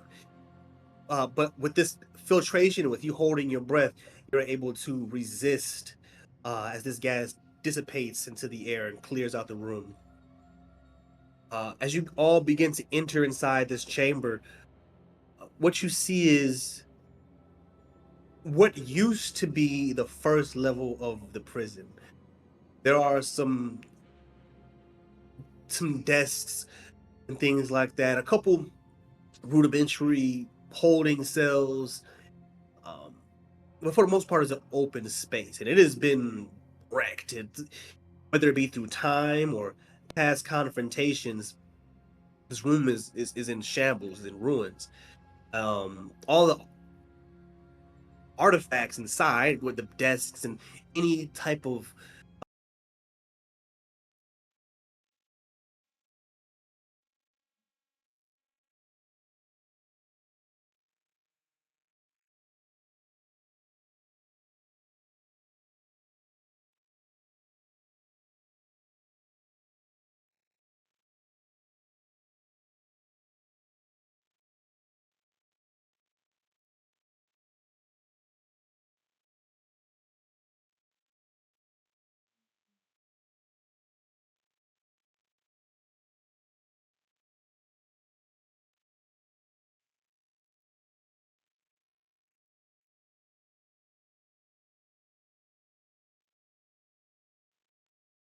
dried skin, and they are wearing cloaks.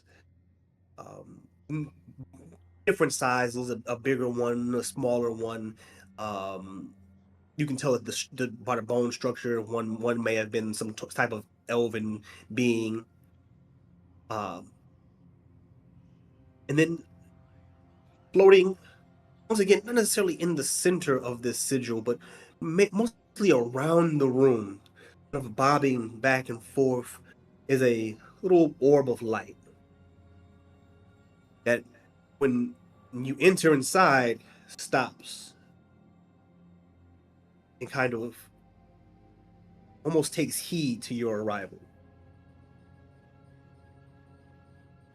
There's one exit from this room that is another passageway that leads to some stairs that go down to the next level of the prison.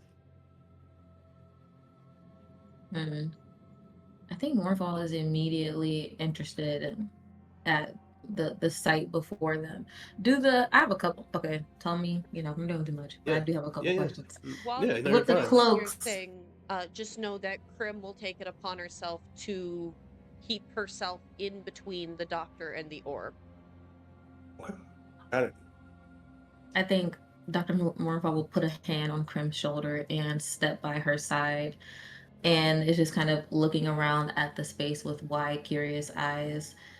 And my first question is, do the cloaks have any symbols on them? Are they made in like a particular fashion that would align with like any like religious orders or what have you? Give me a quick. I will allow I'll allow religion, arcana, or perception. You go I'm gonna perception. do I can Arcana. offer. Okay, never mind. Sorry, I not add 12 perception. to Arcana. Investigation, not perception. Oh yeah, I don't got deck kit for that. Oh wait, yes I do. Yeah. Oh, nice. Um. Ooh. Would I Okay, be that's able to make the easy. same check for the investigation? I'll Well, allow if it. you're close enough. I was gonna say, do y'all come down? Oh, Oh wait, yeah, yeah. I I mean, wasn't yeah. sure You if we have. came. Yeah, I You think all once come the down, door yeah. opens and something doesn't rush out, I think Soul would Yeah, definitely there's start. silence. There's the puff of gas. You all wait. There's deafening silence after. So you all think that is clear. You can enter. Doctor, 29. 29. Yeah, I'm not needed here. You investigate these bodies.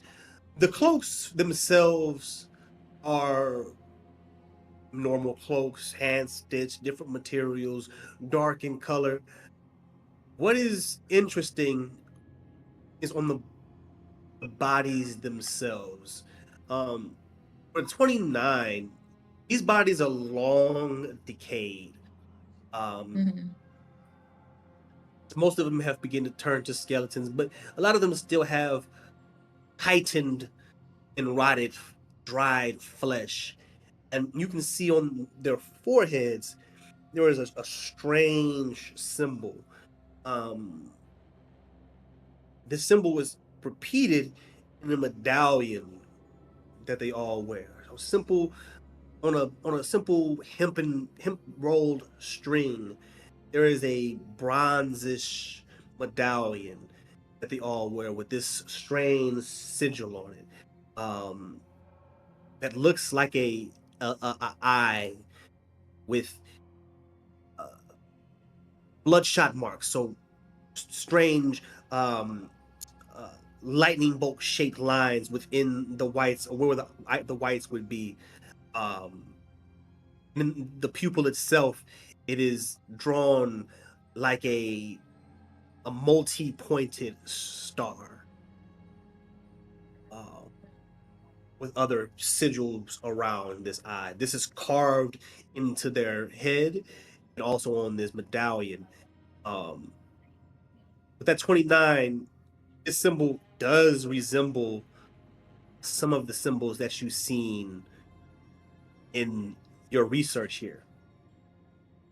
At 29, I would say that you have noticed that this symbol, from what you can ascertain in trying to decode the different symbols and their arrangements and what they mean, this one came up the most. Almost like this Mhm. symbol represents the entity itself. Hey, I'm sorry, when Mhm. you said carved into their heads and these are skeletons, that symbol's carved into their skulls? It's she from what she saw, there's tightened flesh where you can still see Sure. the indentation. Mm. On the ones where the skin has begun to dissolve and recede, it is carved deep enough to where it was in the skull. Mm. Does this Uh, look like No, something? seriously. Does this look like Yes, something Prim? similar to what Krim saw in her? Does she make a connection even if the connection's not there, keeping in mind even with the minor off-screen intelligence boost she got due to radiant bullshit, she's still only at 10 and 10. Give me a quick religion check, Prim.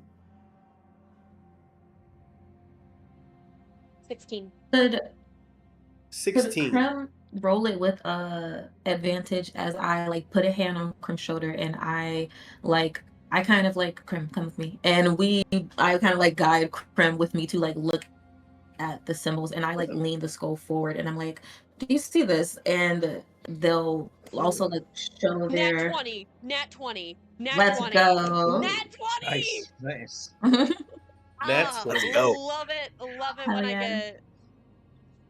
With a nat Ah. 20, you see these symbols. You see this arcane circle on the ground, and you are you aren't smart enough to decode what these things mean, but you can kind of begin to start placing things in like in order and maybe connecting some dots. Um, whatever these people were, what they were doing, whatever they were doing, they were definitely, very clearly connected to this sigil. This sigil itself has nothing to do from what you've seen of the guild. Does it have anything to do with the weird glowing figure in my brain? As you walk around and make these checks, checking these bodies and checking the circle, that ball of light follows you specifically, Krim. And That is the you clock it. And unlike the light that shone when Soul used his greater restoration, this light is a bit dull, and there's almost a dark haze around it.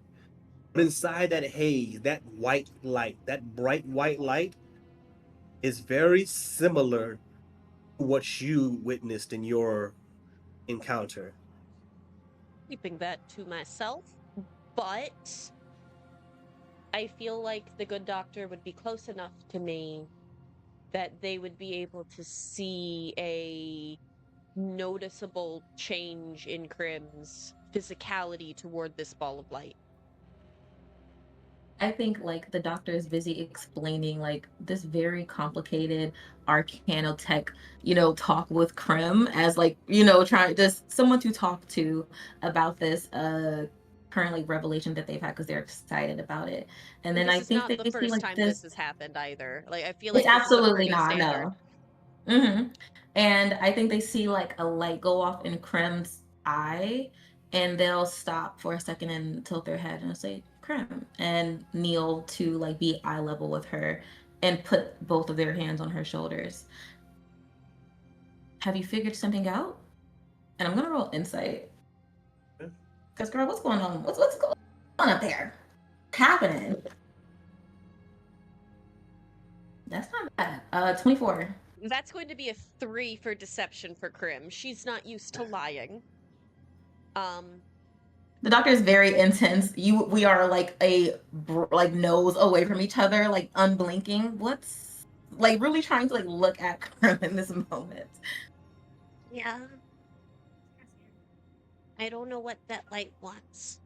Which isn't technically a lie, but there's very obviously something she's leaving out. Is she giving off a vibe of like uneasiness to this Very light, much or like, uneasy. Very much uneasy. but is there like a bit of familiarity there?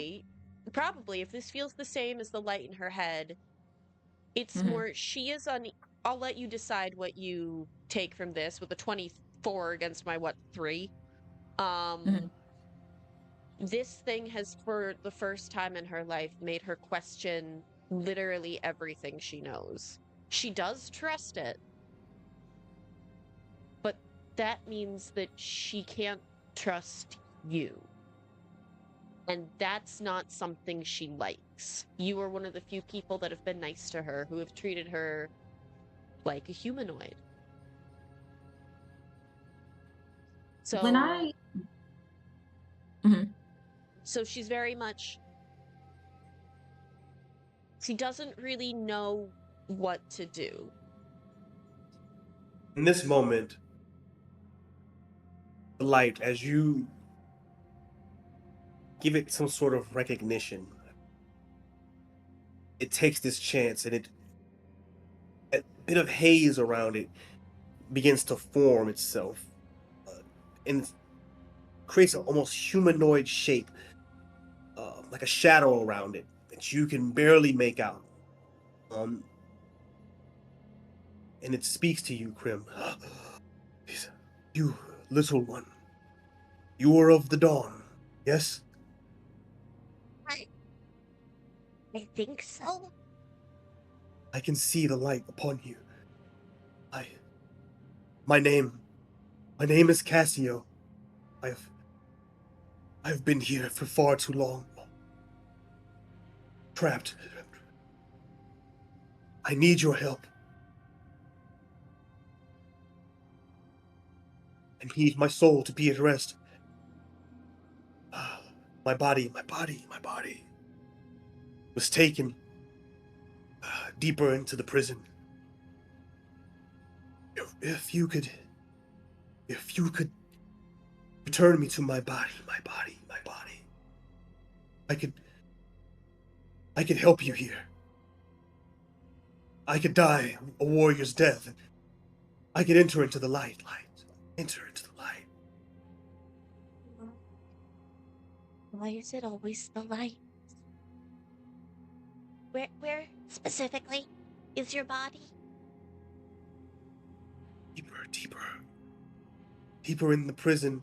It was taken by, and as it begins to try to tell you more, all of you feel your brains, your minds become invaded by other thought.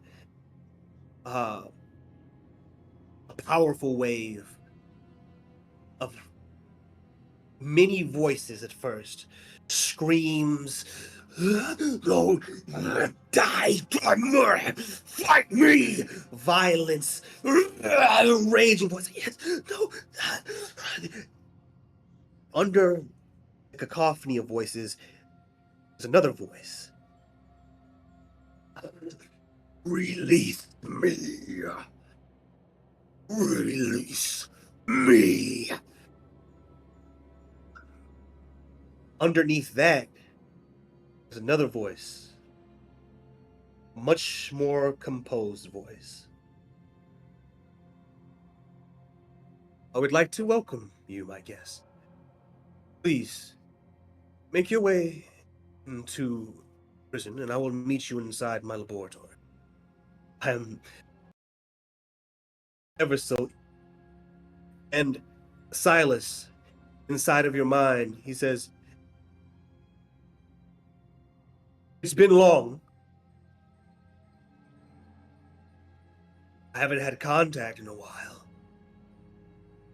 I wonder if you are attempting to betray me, or is this a gift?" And he begins to assert himself upon you.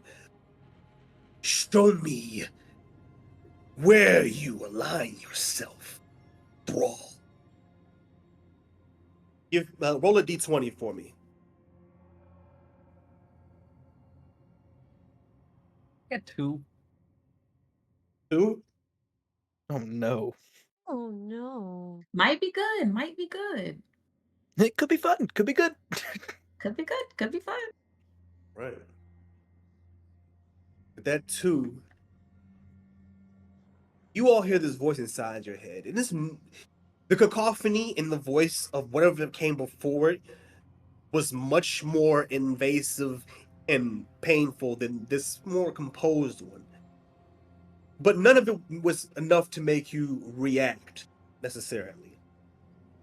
But you all see Silas wince and twitch and begin to break down. Silas, you can feel that familiar power begin to grow inside of you. And it is becoming much harder to contain it. As these cracks around his eyes begin to build, the glow in his eyes begin to brighten. Cassio speaks to you again, Krim.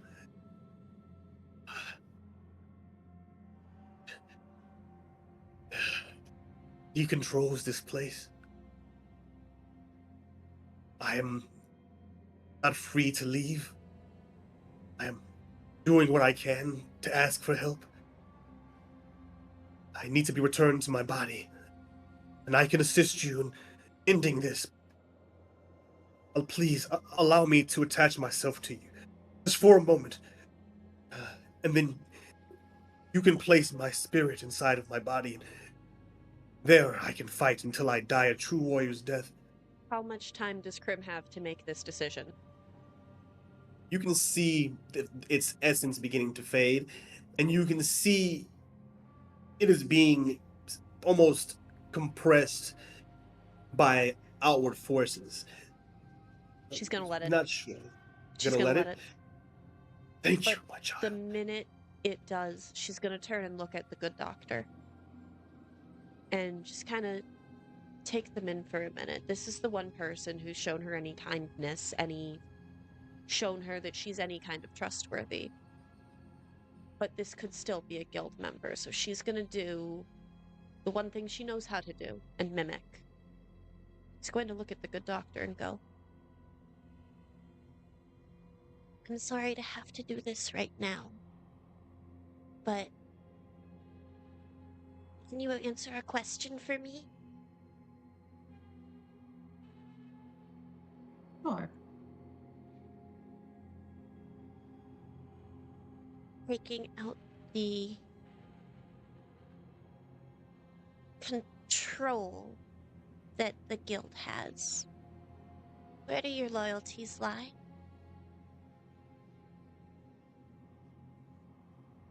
The doctor immediately answers, with myself, of course.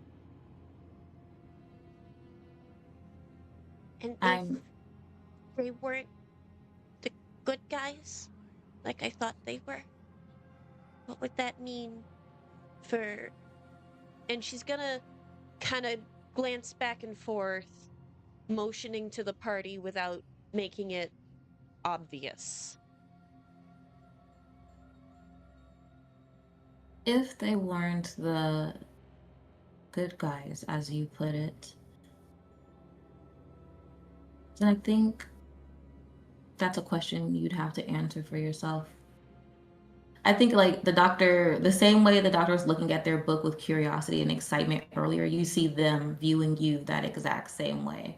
They are deeply curious to what you are currently unfurling to be.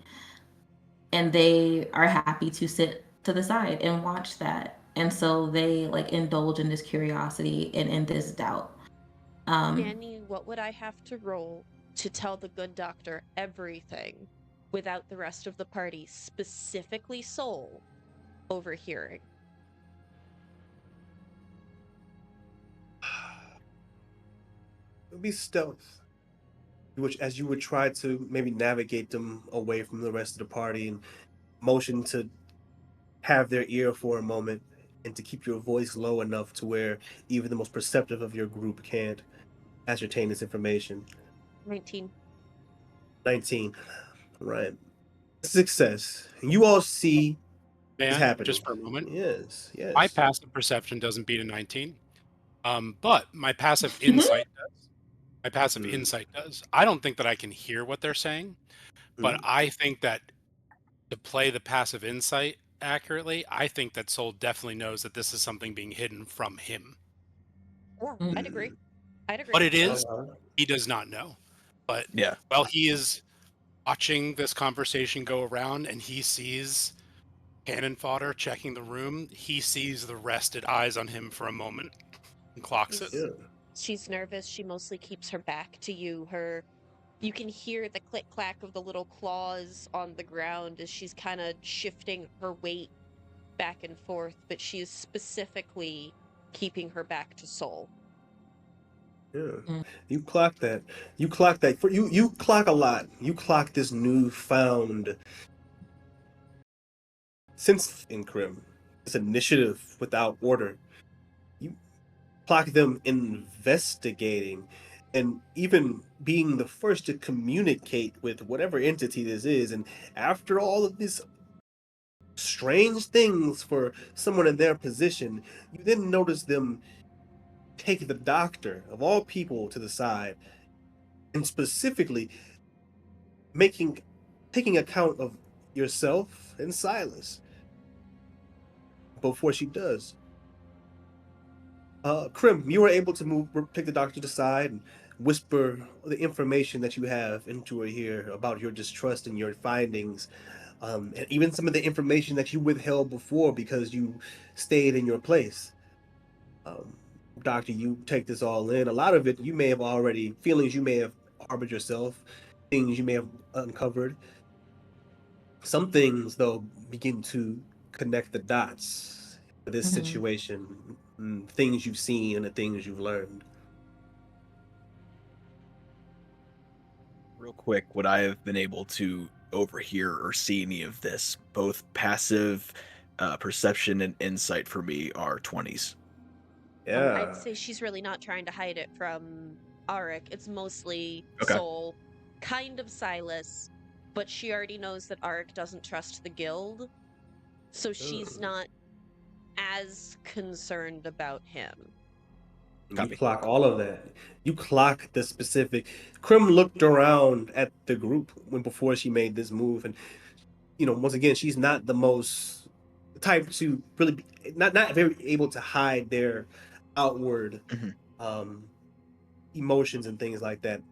But you were able to clock that when she looked around, the attention was paid mainly to Silas and Soul. Um, Not necessarily ignoring you, but not giving you the same distrustful look that she did to the others. And you are able with your as a ranger, you are able to pick up on these things. As a ranger and a scribe, it is your job to be able to perceive things that others might not, to get the most accurate details recorded. And you clock this conversation between Krim and the doctor as she relays why she has these new feelings of distrust and what they think may be connecting the guild, the empire, and whatever is happening here. Right on. Krim, I love as that. this soul entity possesses you, it enters into your body, and it is warm, similar to that light that you felt before. But there's also something else, and you're not sure how to feel about it, and it's very difficult to discern. I would say that it is very similar to that first voice and the cacophony of voices before it, when all of your minds were invaded. There's that light, and then there's some static, some uneasy, anxious static that comes along with it. The moment that it possesses you, you get these flashes, this imagery, like memories, um, conversations with lords and ladies, um, a hero wearing bright, shining armor, contracts being signed, um, multiple times going in and out of this prison, checking criminals, executing criminals. Um, Executions being done not by the blade, but in a chair, like an electrocution chair. Um, you see a moment uh of panic, getting some news. Um, you see a battle inside this very room. And this is where things get muddy. A group of prisoners coming from the bottom of the stairs. Um, a vampire, a large orc wearing glasses, uh, beast-like but performing magic. You see uh, a tabaxi wearing dark, uh, stealth-like robes, flashing around the room, slaying these cultists. You see um, uh, a monk also dressed in similar garb as the roguish assassin, uh, taking out these cultists as well. You see a moment where this paladin is opening his chest up, his armor plate, and has broken his own armor, and is begging to be killed. And you lose that image and will return to. Krim flashes back to the first time something invaded her mind today. And audibly, DM will let you decide how loud it is. She's not paying attention. Said to exterminate them, but who is them? Who is them? The the being that you spoke with earlier? Hmm. Mhm. Specifically, Is lowering her voice and speaking to the doctor. It called itself the Dawn. Heliod? I thought that too. It called No. Heliod a false god. Oh, and you see like a smile grow on the doctor's face at this news. Like, oh, this is news, and just this fascination that like Krim has received all of this information. And they sort of like and back up, they kind of fix their shirt and they nod and they'll say, uh, we have work to do. We still have plenty to explore. Someone just invited us to their lab, and you have a passenger. And they'll kind of like eye the mote of light.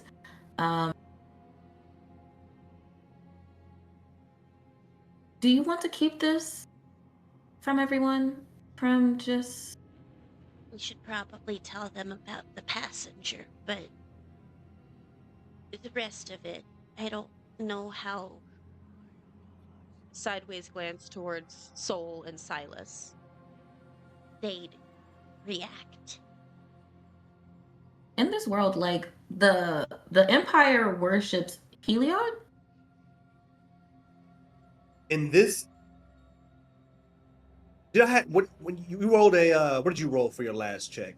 You know what? Just give me Like a give me a quick 24, I religion. think. Or that's what you rolled, No, Krim? that's what I did not do well because it was a versus, Okay. but the doctor rolled like a 24 on whatever Give they me rolled. a religion check with advantage. Okay. Do. Spirit fingers for good luck. Thank you.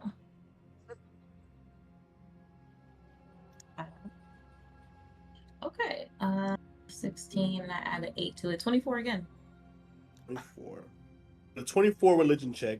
No, you know that Heliod is a recognized god. A god that is aligned with the god of the light. In some sects, they do call him the light. That is not his true role. That is not his true name. It is not his true purpose. It is a sun god, and is a very specific god to a very specific group. But this group and any followers that other sects do consider it to be the god of the light. You would know that the Shining Dawn Empire follows the original from the great pantheon. The Dawn Father is one name that is be given. The Dawn, the Light Bringer. Um, and the Dawn Father, you would know, is a what they would call a jealous god. It is the god of all light, and all those that try to name themselves in its place, it sees as false. Okay. That makes sense then. That like knowing that information that checks out to Doctor. Then well then it's no wonder why the deity is saying to like get rid of these false believers, because maybe the Empire is deifying this like creature that they've captured, and that is the source of their power, but they are using like the guise of the Dawn Father. You know what I mean? Is that making sense? Like they're saying that they're worshiping the Dawn Father, but they actually aren't, is what. Doctor, I have another question. I really don't like this one. I'm starting to learn that people can want to do things that aren't that good. Slow blink. Are gods capable of the same thing? Ooh. What a loaded question. And I don't think I she's think it's gonna wait for a response. It's more of just she's thinking out loud, and she's gonna kind of straighten her little scraps and turn herself around and Soul, Silas, you will see that while she is attempting to kind of mimic the same kind of procedure that she would have gone through beforehand, there's something much more nervous in her now as she gives a report like she would usually to both of you, but she only includes information about the voices we heard this time and the follower. She leaves out anything related to deity voices in her head. I have a sneaky question that I think is Yes. kind of for Harley and kind of for the DM. The last time we had the camera on Glint, Soul's Familiar, it was around Oh, Prim's shit. shoulder and I don't helped think Yes, her it Krim would was. notice. give, If give you want to do guidance. that, I'm game. I don't think Krim would have So, noticed. Oh, reading, I forgot reading about Blind that. I Familiar, love that. telepathic connection while your familiar's within 100 feet of you. You can communicate with it telepathically. Additionally, as a bonus action, you can see through the familiar's eyes and hear what it hears until the start of your next turn. The second that 19, that passive, clocked that they were going to hide something from her, you see Soul kind of shrug his shoulders and lean so he knows where he is in space, and uses Glint's eyes and ears for that moment to hear that whole conversation. Yeah. I'm game. I Nice. don't think she's smart enough or self-aware enough to have thought about Yeah. that. Clint was Okay, able to good hide job. itself pretty well, finding a dark area in the room that was close by, but able to perceive but not be perceived. And you clocked that conversation. I think that Soul is going to look to Eric. Is your title Scribe? I That was your class in the guild? it's like field scout / scribe. Mm. Says, hey Scout, you Sir, you feel solid? doing all right. And I just motion towards the the bandages on my ribs. The new He, found gaping hole. he focuses in on you very sternly and asks with a level of sincerity that you are not used to from this person. He says, "Can I count on you?" And he's gonna roll an insight check to see if he can rely on Eric. Yeah. Well, insight. He has a Sorry plus. to interrupt. Sorry, just real quick, Danny. Just FYI, can you check Discord chat? Our little Yes. initiative cast chat. Yes. Sorry about that. No, you're cool. Continue. Eric, you can decide how you want to. He's got a +9 to insight. That is one of his Mhm. stats. 10 on the die. That's a 19. Okay. I'm gonna roll deception.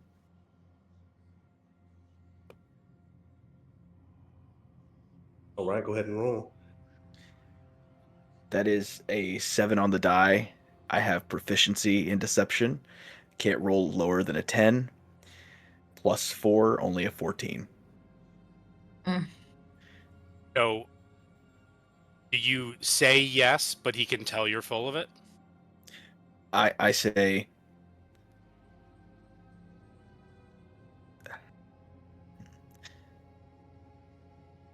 whatever you need me to do, sir. And there's just a moment where you can tell like the mask drops to where he wants so badly for you to believe him, but he knows that you don't. Yeah, there's that whiff of resentment. And Soul just kind of puts his eyes over the whole party and he's like, all right. As he stands alone in this moment. Silas, as you just went through what you went through, what do you do? How do you try to regain composure? How do you try to save face, knowing that you are slipping? Well, first thing that I would probably do is not out loud, but if you were really perceptive, you might hear like me whisper like under my breath, "Stay out of my head." As I like stumble over to a wall, I try to like get a bearing of like what just happened and like how that was so powerful from so far away. Like, I think I would tell the group that I'm just. I think this fog is crazy. We should probably keep moving. We probably shouldn't stay around this long. No, but just so you're all aware, these symbols they largely resemble. I think it is even a symbol of the entity that the Empire has been utilizing.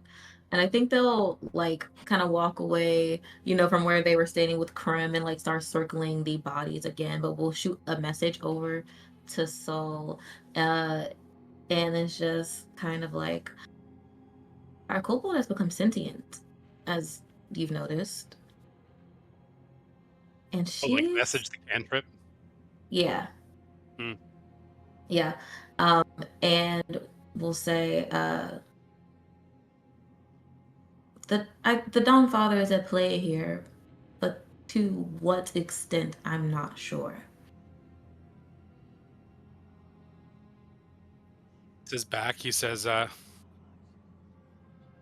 right, stay within arm's reach. All And right. then yeah, We going down?" You all prepared to move forward? I think we are. Yeah. All right. Let's do her. Yeah. Again, the pathway is clear. There are no traps, nothing hindering you, some rubble that you might have to eke past and things like that. You make your way down to the second level. In this second level, you can see a strange scenario. What looked like were once some type of specialized holding cells have been converted into chambers that are sealed tight with runic symbols around them. And in these chambers are acting as vats filled with a clear yet murky liquid. And inside these vats there are different creatures floating unconscious. There are 4 vats. As you make your way to check each of them,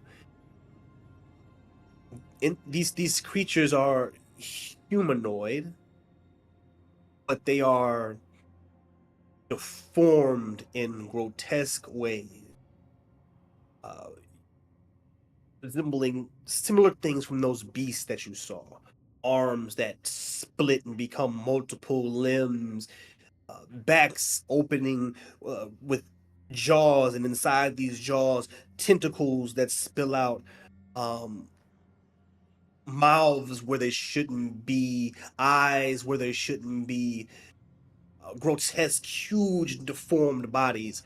And there are little screens on them, on each vat. 3 of them say invalid, failed experiment. On one of these vats, you can see it says valid, possible candidate. All of these things are unconscious. And they have Question. little. Yes. Did we just go 1 floor down? Yes. Another down, like another little 30-foot corridor down Cool. to the next level, but you just went down. Yep. There's little computer-like devices on each of these vats with keypads with runic symbols, switches, and other little toggles and things like that. Other than that, this room is empty and quiet, besides the arcane hum of whatever these machines are. I go over to that machine and see if I can, the one that says viable or still Yes. like functional. Yes. Is there any way to visibly disable this machine? Disable it? Before Silas like goes to do that, the doctor will put a hand on his shoulder and just kind of toast their head. What's your intention? Nothing good comes out of this place. And I'll try to Well, walk. hold on a second. They're like, one moment, can we just see what it is? We can destroy it, happy to.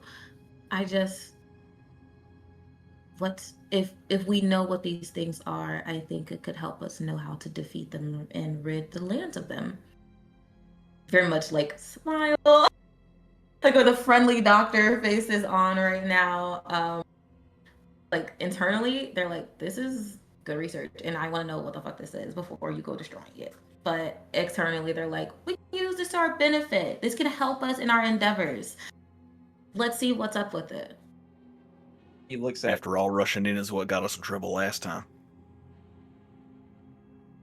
Fair point.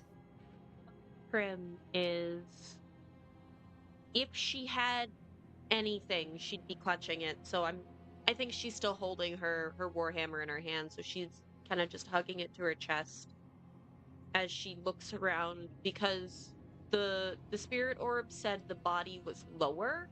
It did not specify how much lower. So she's looking around to see if there's any kind of pull towards anything specific. No, nothing here. It's not Nothing giving here. you any kind of signs. Yeah, nothing here is setting you off. Then she is waiting for orders. Say, I'll ask you one question. What do you plan to learn the short time that we have to be here? Our mission is to destroy this stuff, not to learn about it, not to make it again, not to do this more, but to destroy it. Our Actually, mission Silas, is to uncover the secrets of this place. This looks like a pretty damn big secret to me. Silas, Yes. what may I ask what your passive perception is? That is 14. Call that good enough. You see Crim's mouth open and then snap back shut, like she was about to use her newfound free will and then remembered herself and decided to play her role. Soul kind of steps forwards to kind of like look at this thing for a moment, and he turns to you, Silas. He says, it's easier to destroy something if you know what it is, right? You don't want to use a sword and end up letting something out. We can take a beat. I want to smash one of the other ones if it makes you feel better.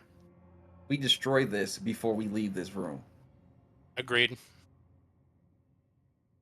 Agreed. Doctor. Nobody said we couldn't break it.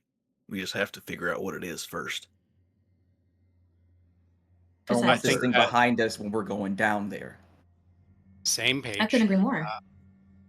I think that Soul will, offer the help action for your investigation of this thing, as he is also, very experienced when it comes to Arcana, when it comes to studying magic, so can be a second set of eyes that knows what they're looking for as you break this thing down. Right, Doctor? I will allow you to learn make two things. whatever. Yes. If we destroy this, does any alarm trigger, or does any like emergency protocol trigger? And if I can get a bead on like what this is and any maybe weaknesses of these creatures, that would be great too. I can also also have do the some kind of identify check. spell as a ritual. If that could, if the rolls don't work.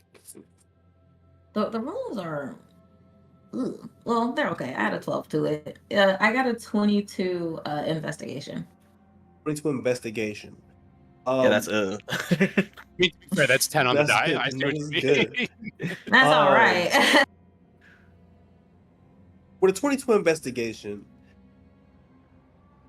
first, it doesn't seem to be there's very little signage here to explain or record or classify whatever was in these vats.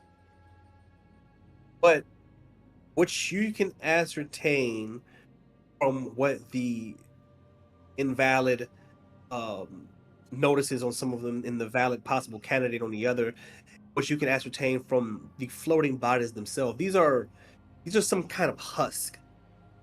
These are bodies that have either been created or mutated for the purpose of putting something inside of it, maybe. Am I connecting? Like, is the doctor getting the vibe that the entity that the Empire has captured would be housed in such a husk? You would know that this entity itself, and I would say you've done a few good investigation and religion rolls. I would say that you have come to you're able to name this entity after kind of going back over your notes, checking these things over your notes, going through looking at this symbol, taking that symbol, and uh, referring to your notes on other things. You've locked down that this entity is called the Frenzied One. It is a eldritch horror, a godlike entity of violence, murder, and mayhem. Mm. It is by no means intelligent, but it is sentient, and it is demanding, and those who follow it attempt to cull themselves until they find one worthy of being its avatar. It usually seeks out someone that is physically capable so it can wreak as much havoc before that body fails. Can you tell me? I'm sorry. Can you say the name of that entity again? The Frenzied One.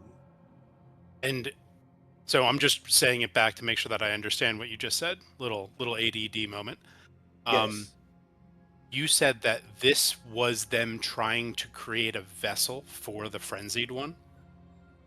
No, you just know that the Frenzied One, this thing is created to be a husk, and through her research in this moment, she knows that it's meant to hold something, meant to be a vessel for something. And then you note the Frenzied One itself is a eldritch being that is known to take avatars on for short, violent stints of time. I don't mean giving its avatar godlike abilities, but giving them power to be a monster while the time that they exist. So we could gather that there's a I possibility, but no guarantee that Soul is correct there. One of the many Yeah, potential uses. it's a potential use for sure. I would say with the research, with the things that you're putting together right now, that's definitely a big possibility. Dr. Morpho would share this with the group. Just like the behavior that the frenzied one absolutely align with the abominations that we've seen, violent and murder and rage. It's not intelligent, but it is sentient, and its goal when it has a form is to sow as much chaos as it can. My guess is that I think this continues to me to be the work of the Empire. Perhaps This trying could to be find a vessel for the frenzied one. this could be the gas that we're seeing I causes agree. people to turn and rage. With his identify spell and his aid in this, would he be able to find a way to harm, destroy, disrupt, deconstruct this device in a way that would please Silas? Yeah.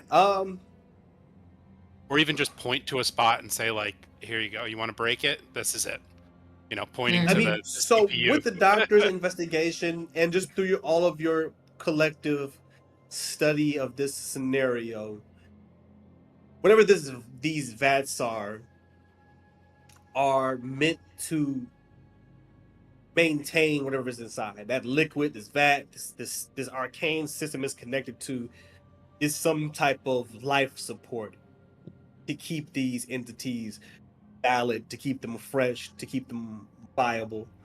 You Would could I go see through the maybe a process. hose or something connecting, like just like a Yeah, hose that seems to be like supplying this vat with that liquid? Then there's some hoses actually connected to the bottom, attached to these vats. Um, the I device point them out to itself is wired Silas. into it. Yeah, you can see those. I would absolutely point it out to Silas.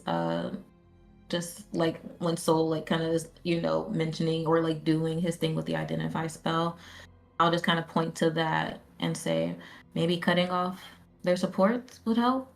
This glass, and they'll kind of tap the glass. I'm not sure if we could break through that. This entire time, Possible.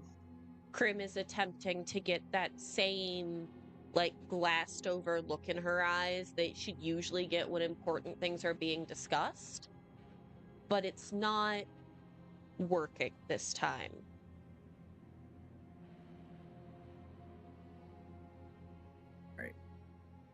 Has everybody like to- gathered the information they would like? Can we I'd kill like this to now? try one thing and let me know if it's shenanigans, DM. Okay. I love shenanigans. I would like. Oh my gosh, where do we go? Are you even playing D&D? I would like to cast Hunter's Mark on this entity, and if you'll allow me to do so, with Hunter's lore, I know any immunities, resistances, vulnerabilities that the creature has. Hell yeah. That's dope. All right. Sorry, I'm phased off for a second. What check are you doing again? I am trying to cast Hunter's Mark on it, and due to Yes. my ability, I can know any immunities, resistances, or vulnerabilities the creature has. Yeah, I'll allow it. All right. So with that, this creature or this husk, this body, you see as you are trying to clock it. Oh, let me see here. Let me just pull it up really quick. Sorry. All right. It is resistant to psychic. That's about it. There's nothing else that really stands out to you as weaknesses or any resistances or anything like that. Just that psychic resistance, that innate psychic resistance that seems to be in its form. Well, if I hit it Okay. with a hammer really fucking hard, we'd theoretically be fine. Yeah. You don't have a Doesn't mind seem to hammer? be alive. The vat is the vat itself. Your investigation seems sturdy. It would take some work to break through it, but it could possibly break the vat. The device that is connected to you, I mean, you could simply just break that. The hose is connected to it. You could break those. It's all breakable. Nothing is reinforced in a way that would stop that. You could go through some arcane study to try to, science your way through it if you wanted to, but you can definitely Smack it with my mace. Smack the All computer. right. What do you when it's- smack the computer? Do Okay. you Yeah. want to smack the computer, or do you want to let me do it because I'm expendable in case something happens? I think it makes sense for Silas to do it. After Silas is just like, Cool. we breaking this shit or not? Don't need to break it. Just I think let the Soul man will roll some dice. definitely. I think that as Soul takes a step back, he definitely sees you there, Krim, and he says, the front sort of nods towards the vat, let you know that is where you're supposed to be, next to it, when he attacks. So she hesitates for a split second, just long enough for you to clock it, and then she moves. I pull out my bow and just ready an arrow in case old Husk decides to be. Like Jack a froggy. Sparrow? Yeah. Yeah. Roll Yeah, oh, for yeah. your attack, Silas. That is. Do me a favor, just roll for your damage. Don't worry about rolling the hit. Oh, roll for damage. Okay. Yeah, it's okay. not. You're not trying to avoid it, and you're just trying to break this thing. I mean, it's not trying to avoid you. It's not armored or anything. Let's just see what kind of damage you do. I do. 4, 8 plus 6 is 14. So 14 points of damage to it. 15 points of damage, and you're attacking the computer attached to the device, correct? Yep. Yeah, 14 points of damage is definitely enough to break the computer. You slam into it, the console bends and breaks. The light on the front of it, on all the ruins, kind of flicker and go out. The screen where it says valid blinks, boom, boom, boom, goes a red color. And it says viability in danger. Viability in danger. As the red light also flashes inside the vat itself, as bubbles begin to form inside the vat. You can see a little That's the meter one on the that, bottom of it. Is that the one that Soul had me stand next to? I'm going to assume yes. Yeah, the one that he's attacked. Cool. I'm gonna hit it with my hammer. Okay, you're gonna continue. It's- You're hitting the. Weird shit splashing. I'm just gonna start smashing things because, again, it's like Okay. almost like that sleeper training kicks in. There's a threat, you need to nullify it. That is your job. Are you If hitting it's the vat flashing, I be itself? smashing. The vat itself, the hose is connected to it, or the device? The hoses. All right, go ahead and roll for damage. Pull up my. And this is a warhammer that seems to be almost glowing with radiant light. Oh, that is a d20. That is to hit. I need a d8.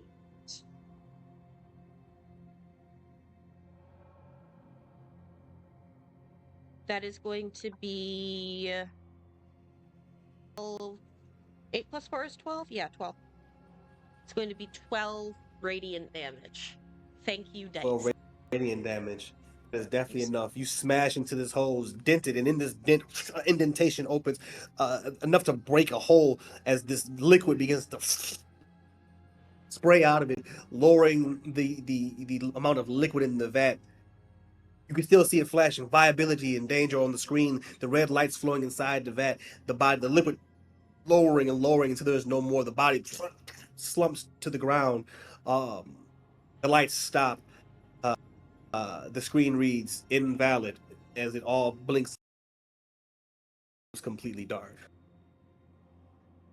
I'm pretty sure Krim is standing in a puddle now.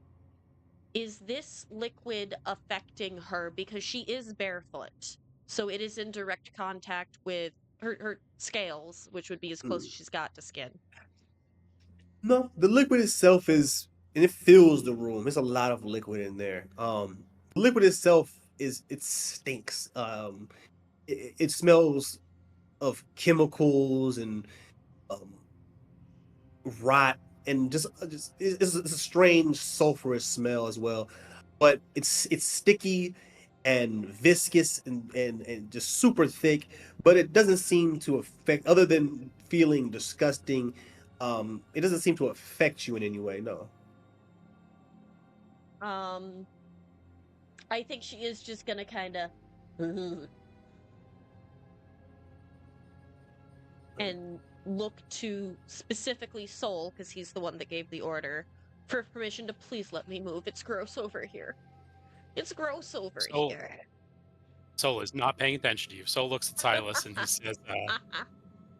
says, "Are we good?" Silas, roll a d20 for me. Gross over here. That was not bad. 17. 17. You feel this pressure coming from all sides of you for a moment, and he says, and you hear in your head, naughty, naughty. Now, why would you do that? It took a lot of time and effort, my boy. Never mind. I believe we can fix whatever ails you. and the voice goes away, but you're able to fend off pressure. Yes, we're good. Let's just keep going.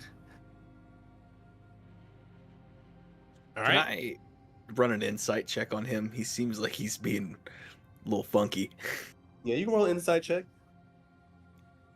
Can I offer the help action? for real, Because Krim Sam. would be.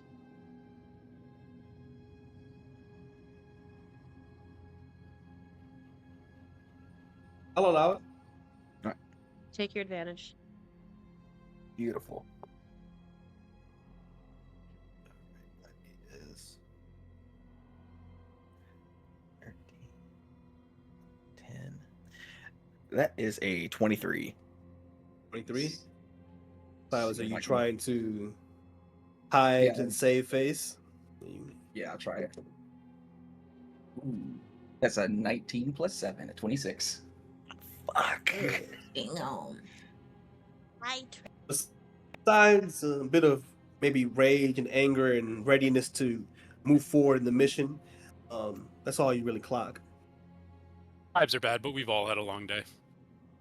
Vibes are rancid, but hey. Right. Are you all ready to move forward? Yes, sir. Yeah. I'm gonna Mhm. like stroll up to Silas and I'm gonna be like, you you feeling all right? Told you I'm fine. This place is horrible. Let's just do what we came to do. As soon Yes, as you sir. say this place is horrible, you hear Krim. Ew, ew, ew, ew, ew. Not trying to slow us down, sir. Just checking on you, making sure you're all right. I'll use prestidigitation to clean the goo off of Krim. All right. Oh, Say, don't say I never did anything for you. Right. Guys, move forward. Down the next corridor and the next drop of stairs into the third level. When you get to the bottom of this third level, there's a hallway. Into each side of this hallway, there are two doors, or two entrances. On one side, you can see there's a sign that says library. On the other side, it reads holding cells. Krim's going to pay attention to that little passenger that she's got. She's anticipating holding cells, but As you pay attention to that little passenger and trying to check and see where you should be going, where is it leading you, you feel almost a sense of dread down the holding cells. Whatever is down there, it does not want you to go down there. think actually instinctively this time. So, Silas, between the two of you, who would Krim inform of any perceived threats? Because she is going to do so. She's going to be non-specific. Probably me, if you're going to inform somebody of something coming. Cool. Mr. Silas, sir. Bad. Those are bad. Those are real bad. Those are real bad. Alright, I'm going to use a...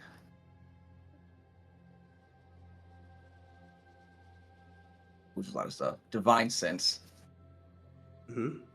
Do I feel anything crazy coming down from that hallway? What are you able to sense with divine sense? Okay, let me... Is it Fey, Fiend, or Undead? As an action, you can detect good and evil until the end of your next turn. You can sense anything affected by a hollow spell or know the location of any celestial, fiend, undead within 60 feet that is not behind total cover. You can use this feature 6 times per long rest, is what I just read the whole thing. Right. Okay. With that, is that a roll that you have to make? Nope. Okay, cool. Just making sure. With that, the first thing, the good and evil part. is muddy. You get the sense of something. It has to be something for it to even be a sense of muddiness coming from there. It has to be something giving that vibe off. It does not lean towards one or the other. When it comes to its makeup, Fey Fiend or Undead, Celestial, the first thing you get is, you get Undead for sure. The next thing that you get is Celestial, and it feels very similar to the vibe that Orb gave off.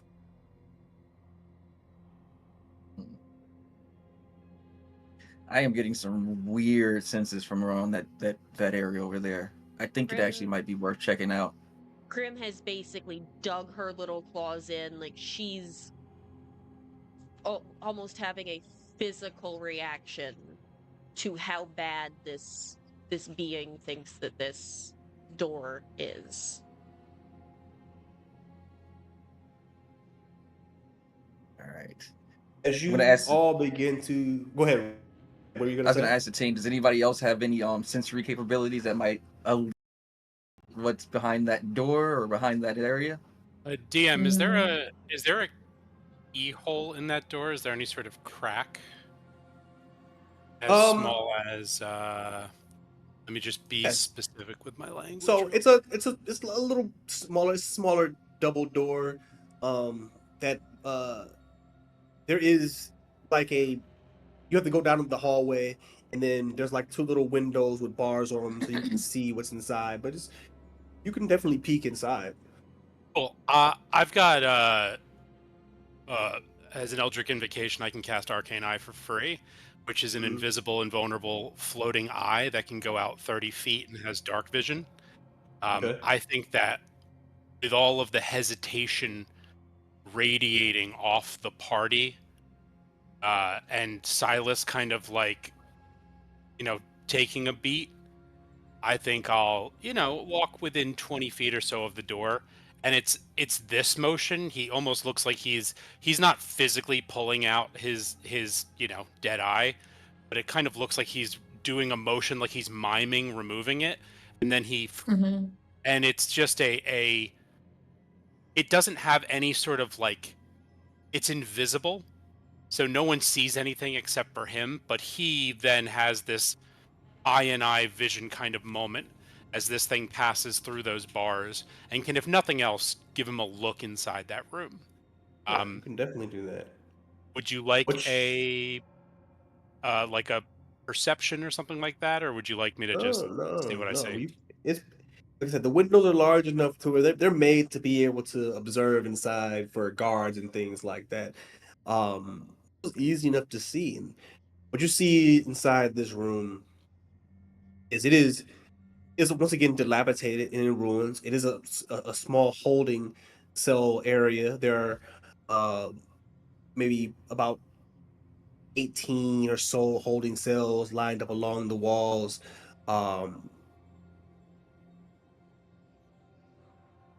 But it's ruined in a very different way than the ruins you've seen prior. It seems burned and like caved, the walls caved in, the cells and cells caved in, the floor and the ceiling. Like there was some type of explosion in this room. There are some remains of bodies and things like that, but they are in shambles. Body parts, skulls and arms and legs thrown all throughout the room. Something happened in here long ago. And in the far back of the room, you can see, almost as it is perceiving your arcane eye, a female form, tall, strong, armor, a visage of itself, though, a ghost-like form. There's a veil over their face, a large weapon of some sort strapped to their back. and they're hovering just a few inches off of the floor. Some female apparition. It sits and waits and stares back at your arcade eye. It was like a ghost warrior lady.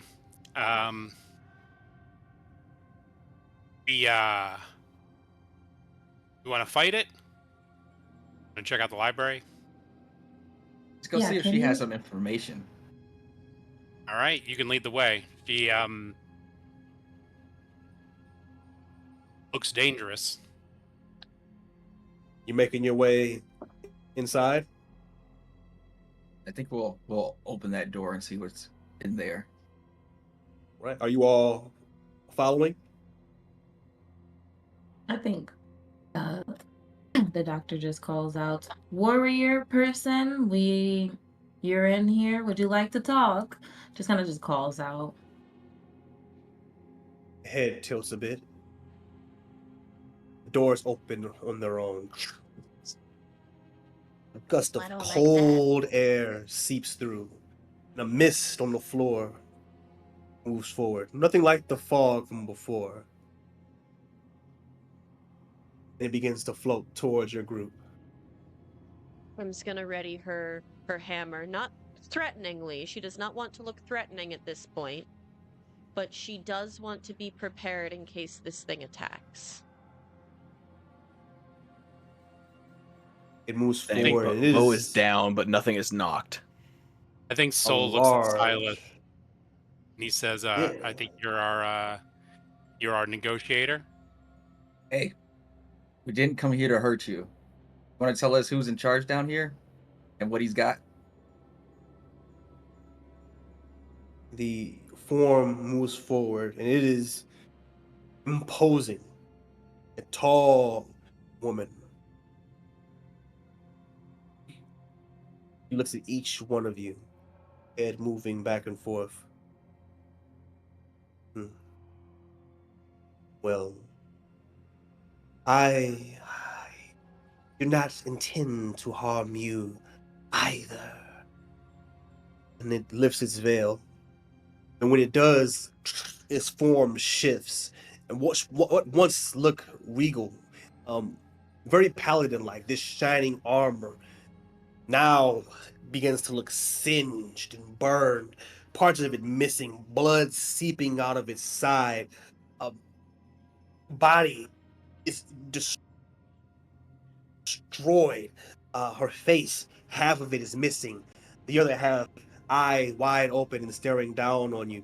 As blood pours from this wound, burn marks all over, hair long and singed. She looks at each and every one of you. She looks at the sigils that you carry. You all disgust me.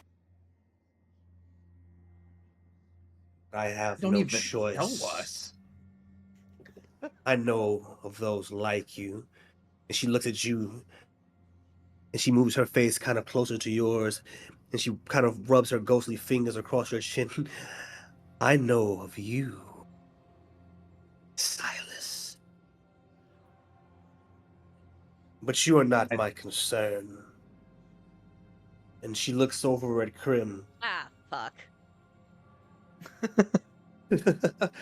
You, on the other hand, you harbor the reason my soul stays attached to this place. I'm not gonna lie to you, miss. I don't really understand what's going on. Can you maybe answer a couple questions for me? Of course. What would you like to know, my child? Something Follower of the light. something or someone attached themselves to me. What would it be talking about if it said that its body was in the lower levels? As you are saying this, you can feel the entity trying to pull you away, trying to give you the incentive to leave. And To I don't think speak to this. And I think Krim is, you can quite literally see like some of the stone cracking as she digs her claws in and is trying to fight this very visceral reaction.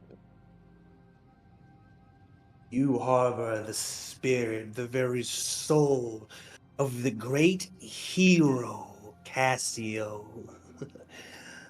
My teacher, my leader, and the one who brought rot to this place along with the Empire.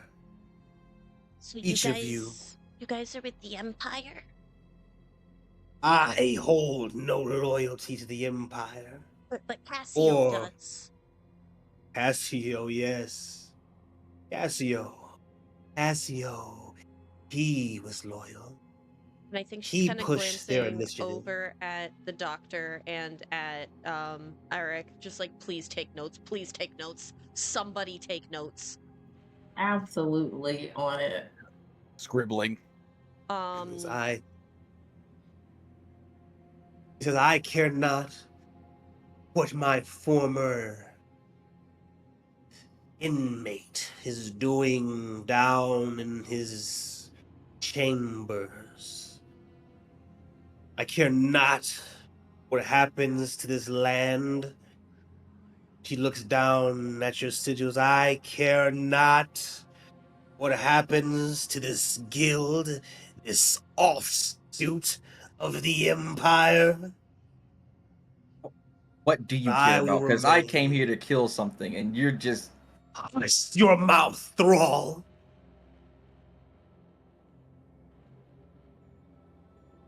You will be useful to me as you have been useful to him. Why me? Why you?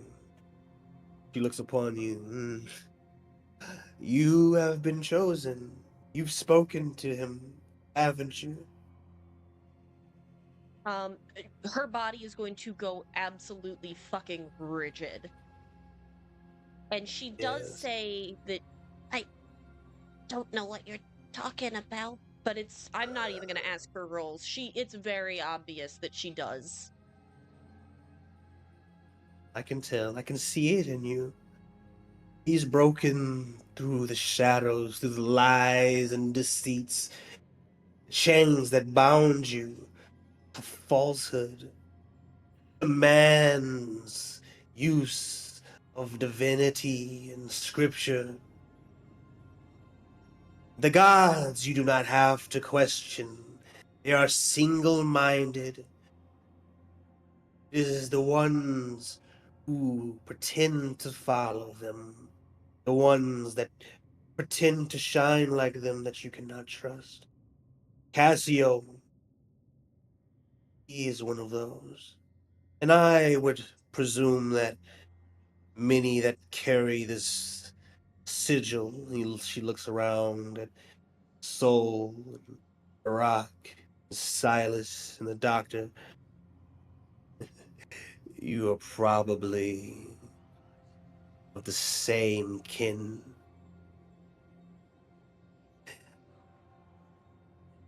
Cassio, he wants to be free. I bind myself to this place. His soul should have left. There is no necromancy here, keeping his soul in place. And that's not what you're witnessing. He is not being let into the light. He is being barred from it. And I would like to see his soul tortured. You are on some... Yeah. Oh no, if you've got more monologuing to do, do No. not let me stop you. No, go ahead. I think at this point, Krim is going to decide that she is in far over her head. She let the light in because she wanted to help. That was the right thing to do. But now people might be lying to her because she forgets people can do that. So she is going to do the thing that scares her the most. Soul. and tell him everything. You receive And- all this information. And it's just a help. I am out of my depth. I don't know what to do. This is not some like I am not supposed to be making decisions. I just wanted to do the right thing, but I don't know what that is anymore. How do I help? Soul does And his I- best to pretend he's hearing all this for the first time. And I guess by extension, And, like everybody would hear everything. So let's just He looks at Krim, and he's not the type of person to like lean down and empathize on her level. He remains same posture, looking down on her. She describes everything that's, taken hold, and he processes it, and he says,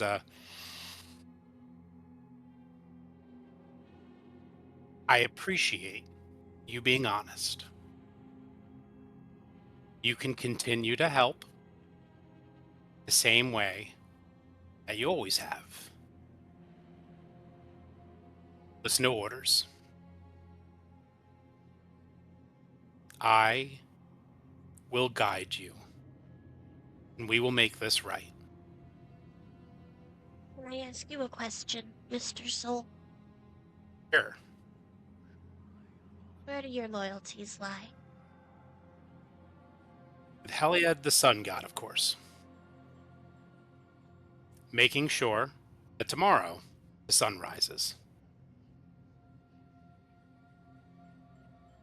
Nobody dies unless they gotta. I didn't say that. Tell you what, I'll do my best to keep you alive. It's easier when there's only 4 other people besides myself to keep alive. As of right now, I still don't know what we're walking into.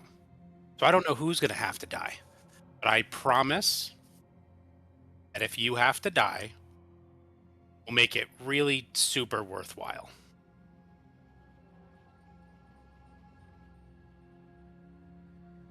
Okay. You're too useful for me to just let you go for no good reason. It's not me I'm worried Yeah. about. Like gatekeep girl boss. Like and I think that she would be like instinctively almost looking for the doctor because that they are the one like they're the closest thing she really has to a friend. And she is terrified right now. Like she's just throwing shit at the wall because she doesn't know. Like her entire world has been upended in the last, I'm going to assume, like 3 hours. I think you would see the doctor like looking.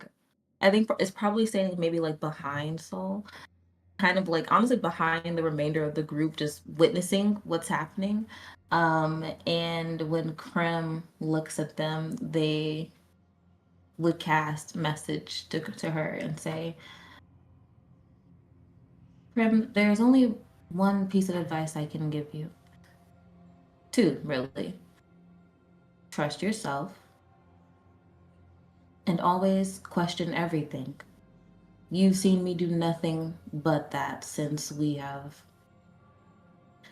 connected. And like connected is strained and very much like not used to saying it in such a way. Like that is the best way they will say that you two are friendly with one another. Yeah. And then we'll look back at the woman, this ghostly woman, and we'll say, so what do you want of us?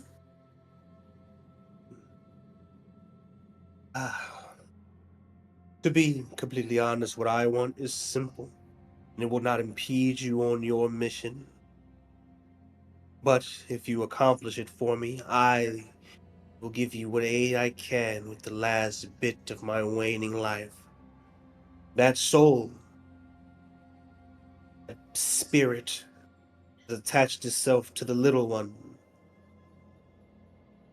I want it to be placed inside of something disgusting. something horrific, something that can bind itself to this world for many years to come. I do not want it to know peace. I do not want it to return to its true form or any semblance of it. Place it somewhere where it can suffer, and I can finally detach myself from this place. In return, I will give you my light. The light that would have once allowed me entrance into the dawn's embrace. I will sacrifice that and enter into whatever hell waits for me, if it means I know that Cassio, the hero, has become his true self. Can I insight check Cassio? I was about to ask. Yeah. Roll an insight check. 22. 22. It is weakened. The soul, once again, has not been allowed to cross over.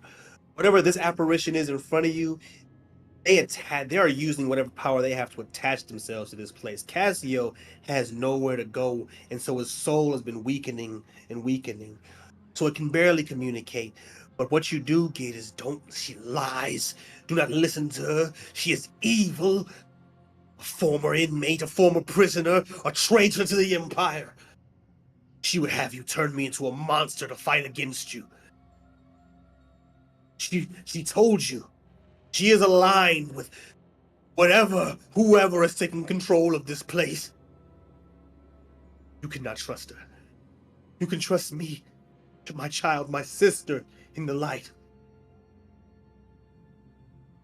You, the 22, can get there's panic behind those words. More panic than there is sincerity. There's very little sincerity. There are some truths that are said, but the panic, it betrays that truth. For narrative reasons, would you let me grab at Soul's hand so that he can also hear what's going on? Because I think at this point, Yeah. mentally, she's tapped out, but this is the smart one. That's what, like, he scares the shit out of her, but this is the smart one. So I will let you infer what you need to with my 22, Ray. I can talk to Cassian now. You can talk to Krim, but you can, through this connection, you can get what Cassio is trying to relay to Krim. You've created some sort of through line that you can't necessarily Makes sense. return a message to, but you can guide Krim in this decision making.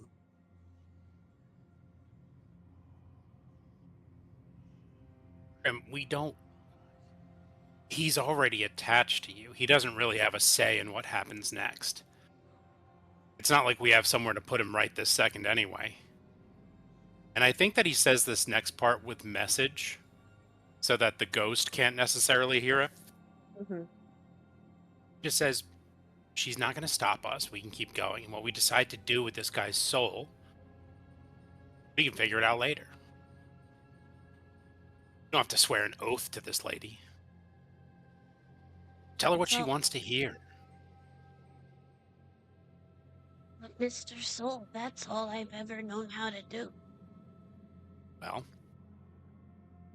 just keep following orders. Whose Keep your head orders? down. People are Mine. giving me different orders. I don't The answer understand. to that Who am I question- supposed to follow? Who am I supposed to listen to? Everyone wants something different. Enough. I don't. And correct. She's just going to start melting. He says that out loud. The message breaks when he says enough. Mine, it's mine. My orders, every time. Voice in your head, spirit lady. floating ghost ball that you let into your heart or whatever, all of it. My orders. Keep your head down, and it looks sort of past the ghost woman into the room, says, let's keep going. Right. As you exit, she speaks out again to Krim. She says, Vessel, tell me, will you accomplish this deed for me? Can I trust you to make the decision? I will imbue upon you a blessing. And I can promise you will have my light, my last bit of spark at your side. It will be yours to do as you please.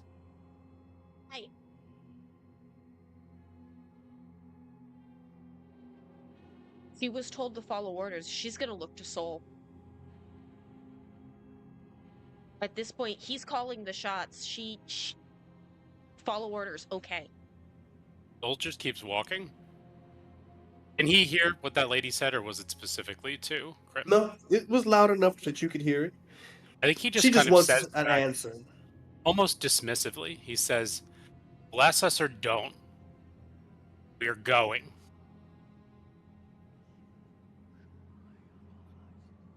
She lifts her head and looks at you, Krim, and waits for an answer. You can trust me to try to do what's right. If you want to help, then bless me. I don't care about what's right. No longer. I want revenge. I want suffering and torture for Cassio, and that is all.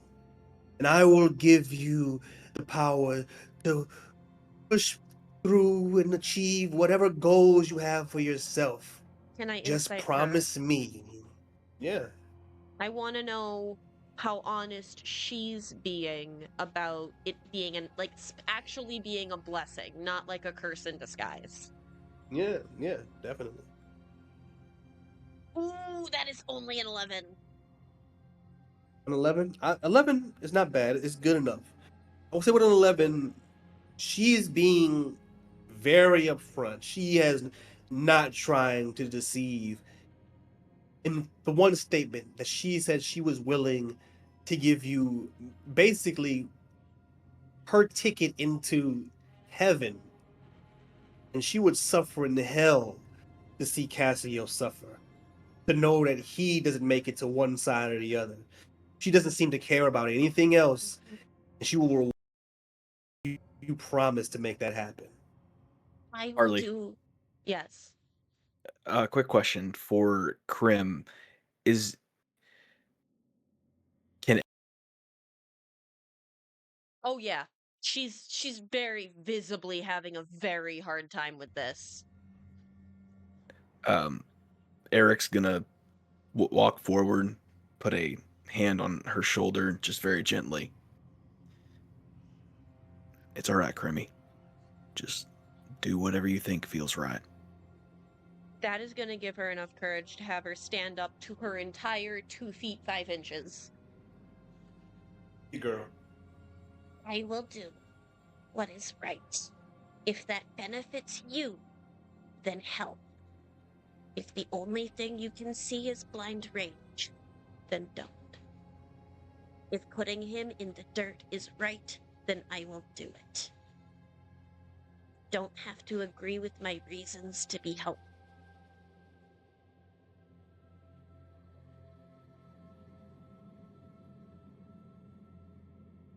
With you not giving a direct answer to what she wants, I want you to give me a, Oh, give you a what? I'm sorry.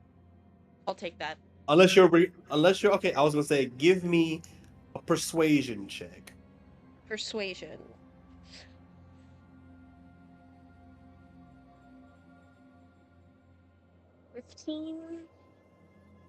Exactly what I was looking for. Let's go. Nice. I even have like a minus to that. I rolled decent, but that didn't.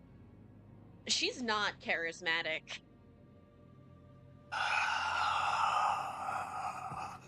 Mist falls from her wounds.